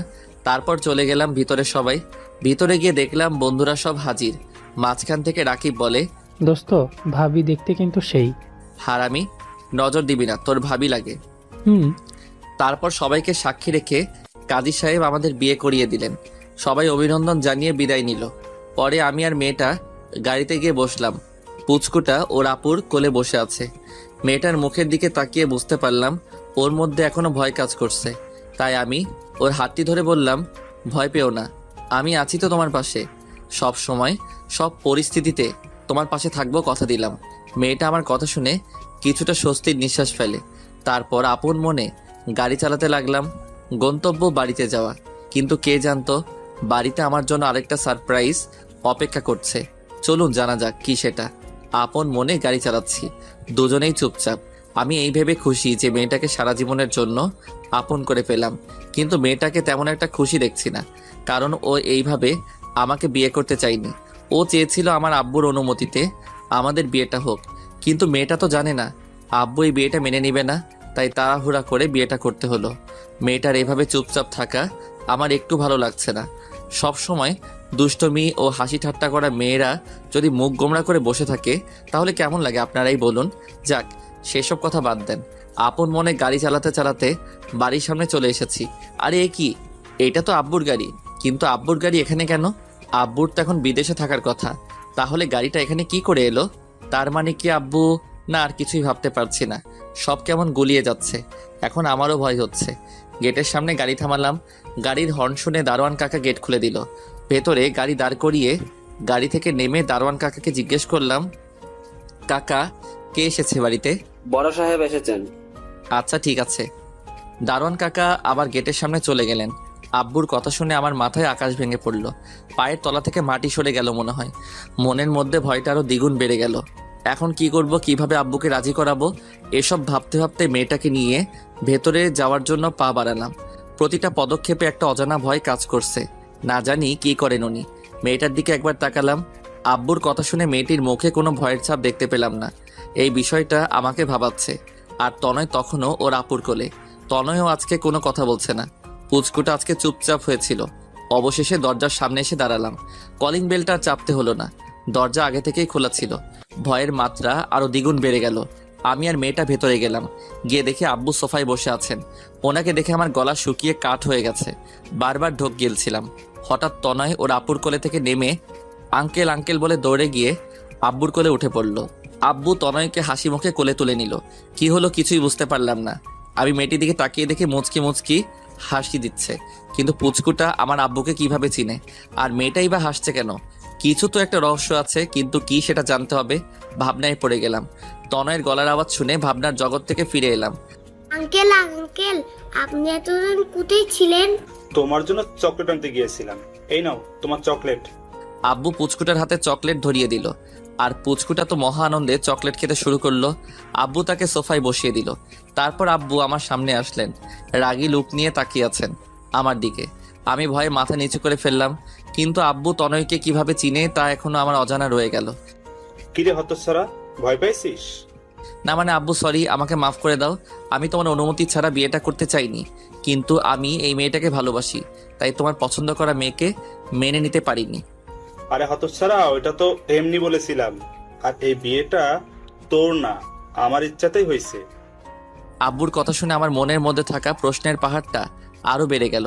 আমি আব্বুর দিকে অবাক দৃষ্টিতে তাকিয়ে বললাম, মানে কি বলছো তুমি? তোমার ইচ্ছাতে হয়েছে মানে? মানে হচ্ছে এই সেই মেয়ে যাকে আমি তোর জন্য পছন্দ করেছিলাম, আর ওকে বলেছিলাম তোকে ওর ভালোবাসার ফাঁদে ফেলতে, তারপর বিয়ে করতে। আমি বললে তো আর বিয়ে করতি না, তাই প্ল্যান করে তোদের দুজনেরকে বিয়ে দিয়ে দিলাম। আব্বুর কথাটা শুনে আমার কি রকম রিয়াক্ট করা উচিত তা আমার জানা নেই। আমি মেয়েটির দিকে একবার তাকিয়ে দেখি ও মিটি মিটি হাসছে। আব্বু কি বলছো কিছুই বুঝতে পারছি না, একটু বুঝিয়ে বলবে? এরপর আব্বু যা বলল তা শুনে আমার পুরো পৃথিবীটা ওলট পালট হয়ে গেল। তোর মনে আছে আজ থেকে 6 মাস আগে আমি ব্যবসার কাজে কুমিল্লা গিয়েছিলাম। সেদিন আমার জীবনের সবথেকে খারাপ দিন ছিল। সেদিন প্রায় দুপুর 2টা বাজে গাড়ি চালাচ্ছিলাম। হঠাৎ আমার মাথাটা কেমন ঘুরতে শুরু করলো। আর তুই তো জানিস আমার এমনিতেই প্রেশারের প্রবলেম আছে। তো সেদিন যখন মাথাটা ঘোরাচ্ছিল তখনই আমি গাড়ির উপর থেকে নিয়ন্ত্রণ হারিয়ে ফেলি। তো গাড়িটা মেইন রোড থেকে ঘুরে সোজা ফুটপাতে উঠে পড়ে। সেখানে একজন ভদ্রমহিলা আর একজন ভদ্রলোক হাঁটছিল। নিজের অজান্তেই গাড়িটা ওনাদের উপর দিয়ে চলে যায়। আমি ব্রেক মারলাম। ততক্ষণে ওনারা দুজনেই মৃত্যুবরণ করেছেন। খোঁজ খবর নিয়ে ওনাদের বাড়িতে গেলাম। লাশ দুইটার পাশে দেখি তোর পাশে দাঁড়িয়ে থাকা মেয়েটা কান্নায় ভেঙে পড়ে। সেদিন নিজেকে খুব বড় অপরাধী মনে হয়েছিল রে। আমার জন্য 2টা বাচ্চা ছেলে মেয়ে এতিম হয়ে গেল। এজন্য আমি নিজেকে আজও ক্ষমা করতে পারিনি, আর হয়তো কোনোদিনই পারবো না। আমি মেয়েটার আত্মীয় স্বজনদের সব কিছু খুলে বলি আর বলেছিলাম চাইলে ওনারা এখন আমাকে পুলিশে দিতে পারেন, কিন্তু ওনারা খুবই লোভী প্রকৃতির লোক ছিলেন। ওনারা আমার কাছ থেকে টাকা নিয়ে আমাকে চলে যেতে বললেন। তখন আমার কোনো উপায় ছিল না ওনাদের কথা শোনা ছাড়া। তাই বাধ্য হয়ে ওনারা যা চেয়েছেন তাই করেছি। যাওয়ার আগে ওনাদের একবার বলেছিলাম ছেলে মেয়েদের আমি আমার সাথে করে নিয়ে যাই, ওদের সব ভরণ পোষণের দায়িত্ব আমি নেব। কিন্তু ওনারা সাপ মানা করে দিয়েছেন। তাই আর কিছু না বলে সেখান থেকে চলে গেলাম অফিসে। ঠিক তার কিছুদিন পর আমি কুমিল্লার একটা বাজারে গিয়েছিলাম একটু বাজার করতে। গিয়ে আমার সাথে দেখা হয় মেয়েটার। আমি তার কাছে সেদিন জিজ্ঞেস করেছিলাম সে কেমন আছে, কিভাবে আছে, তার আত্মীয় স্বজনরা তাদের ঠিকমতো খেয়াল রাখে তো। পরে মেয়েটা আমাকে সব খুলে বলে। তার কথা শুনে আমার চোখে পানি ধরে রাখতে পারিনি। নিজেকে নিজের কাছে ছোট মনে হয়েছিল। আজ আমার জন্য 2টা বাচ্চা ছেলে মেয়ের জীবন এইভাবে ধ্বংস হয়ে যাবে তা আমি কোনোদিনই মেনে নিতে পারবো না। তাই আমি তাকে বলেছিলাম আমার সাথে আসতে, কিন্তু সে তার আত্মীয় স্বজনদের ভয়ে কিছু করতে রাজি হচ্ছিল না। পরে আমি তাকে বলেছিলাম আমি তোমাকে প্রাপ্য মর্যাদা দিয়ে আমার বাড়িতে নিয়ে যাব, সাথে তোমার ভাইকেও। মেয়েটা কিছুতেই রাজি হতে চাইছিল না। পরে তাকে আমি অনেক বুঝিয়ে সুঝিয়ে একদিন রাতের অন্ধকারে মেয়েটাকে বাড়ি থেকে বের করে নিয়ে আসি ঢাকায়। সেদিন মেয়েটাকে কথা দিয়েছিলাম আজ থেকে তার ভাই এবং তার সব কিছুর দায়িত্ব আমার, আর সেদিনই তার সাথে তোর বিয়ে ঠিক করি। কিন্তু তুই যেই বকাটে ছিলি, আমি বললে তুই কিছুতেই বিয়ে করতে রাজি হতিস না। তাই আমি মেয়েটাকে বলি তোকে তার প্রেমের ফাঁদে ফেলতে। আর মেয়েটাও তোকে প্রথম দেখাতেই লাইক করেছিল। তাই সেদিন রাতে ওকে তোর কাছে আমি পাঠিয়েছিলাম, কারণ আমি জানি তুই সেদিন রাতে গাড়ি নিয়ে যেতে ভুলে গেছিলি। আর তুই কোন রাস্তা দিয়ে আসিস তা আমার ভালো করেই জানা আছে। এরপর থেকে কি হয়েছিল তা তো সবই জানিস। আর হ্যাঁ, ওর ভাই সত্যি অসুস্থ ছিল। পরে আমি তাকে আমাদের ফ্যামিলি ডাক্তারের ক্লিনিকে ভর্তি করি। আর তোর ডাক্তার আঙ্কেলও সবকিছু জানতো আগে থেকে। এখন বুঝলি তুই তোর ইচ্ছায় না, তুই আমার ইচ্ছায় বিয়ে করেছিস। আমি থ মেরে দাঁড়িয়ে রইলাম। কি বলবো বুঝতে পারছিলাম না। মেয়েটির দিকে তাকিয়ে দেখি মেয়েটা কাঁদছে। আব্বু, তোমরা সবাই মিলে আমার সাথে এত বড় একটা গেম খেললে? খেললাম তো কি হয়েছে? তুই মেয়েটাকে ভালোবাসিস, আর এখন ও তোর বউ, ওর দিকে সবসময় খেয়াল রাখবি, ওর যাতে একটু কষ্ট না হয়। আমার আর কিছু বলার নেই। তোর কিছু বলতে হবে না, যা বৌমাকে নিয়ে ভিতরে যা। আচ্ছা। এর মধ্যে মেয়েটা কাঁদতে কাঁদতে আব্বুকে জড়িয়ে ধরলো। আরে আরে, এ কি করছো? কাঁদছো কেন? কান্না থামাও। নতুন বউর চোখে জল একদম মানায় না। মেয়েটি আরো জোরে কান্না করতে লাগলো। আব্বু তার চোখের পানি মুছে দিলেন আর বললেন, আর কোনোদিনও তোমাকে কাঁদতে হবে না। আমার জন্য তোমার জীবন থেকে অনেক কিছু হারিয়ে গেছে। পারলে আমাকে ক্ষমা করে দিও মা। এ কি করছেন আপনি? আমি তো আপনার কাছে আজীবন ঋণী হয়ে থাকবো, কারণ আমার মা বাবা বেঁচে থাকলেও হয়তো এতটা করতে পারতো না যতটা আপনি আমাদের 2 ভাই বোনের জন্য করেছেন। আজ হয়তো আমার মা বাবা আমাদের 2 ভাই বোনকে দেখে খুব খুশি যে আমরা একটা নতুন বাবা পেয়েছি। তিনি খুবই ভালো মানুষ আর মহান একজন ব্যক্তি। হয়েছে মা, থাক, আর বলতে হবে না। এখন বলো তো, এই পাজিটা কি তোমাকে কষ্ট দিছে? আমার দিকে ইশারা দিয়ে বললেন, আমিও আজকে খুব খুশি। কেন জানি না মনের মধ্যে খুশির ঝড় বয়ে গেল। বাবা, আপনার ছেলে আমাকে অনেক জ্বালাইছে। কি সত্যি? আচ্ছা দাঁড়াও, এ হতচ্ছাড়া, এদিকে আই। আমার দিকে তাকিয়ে ডাক দিলেন। আমি সামনে গেলাম। মনের মধ্যে খুশিতে ডিস্কো ড্যান্স দিতেছি। জি আব্বু, বলো। এক্ষুনি বৌমার কাছে ক্ষমা চা বলছি। কি করলাম আবার? ক্ষমা চাইবো কেন? তুই বৌমাকে কষ্ট দিয়েছিস, তার জন্য ক্ষমা চা। অবশেষে বাধ্য হয়ে তার কাছে সরি বলতে হলো। দেখতে দেখতে রাত হয়ে গেল। আব্বু আমাদের দুজনের জন্য একটা রুম আলাদাভাবে সাজালো, আর তনয়কে নিয়ে উনি ওনার সাথে নিচের রুমে গেলেন। অবশেষে বাসর ঘরে ঢুকে পড়লাম। বাসর ঘরে ঢুকেই আমার চোখ কপালে উঠে গেল। মেয়েটা এখন আবার কালো বোরকা পরিধান করে খাটের উপর বসে আছে। কি ব্যাপার, হঠাৎ বোরকা পড়লা যে? নামাজ পড়তে হবে তাই। যাও গিয়ে রেডি হয়ে আসো, দুজনে একসাথে নামাজ পড়বো। আমি আর কোনো আপত্তি না করে ওযু সেরে আসলাম। তারপর দুজনে নামাজ পড়লাম।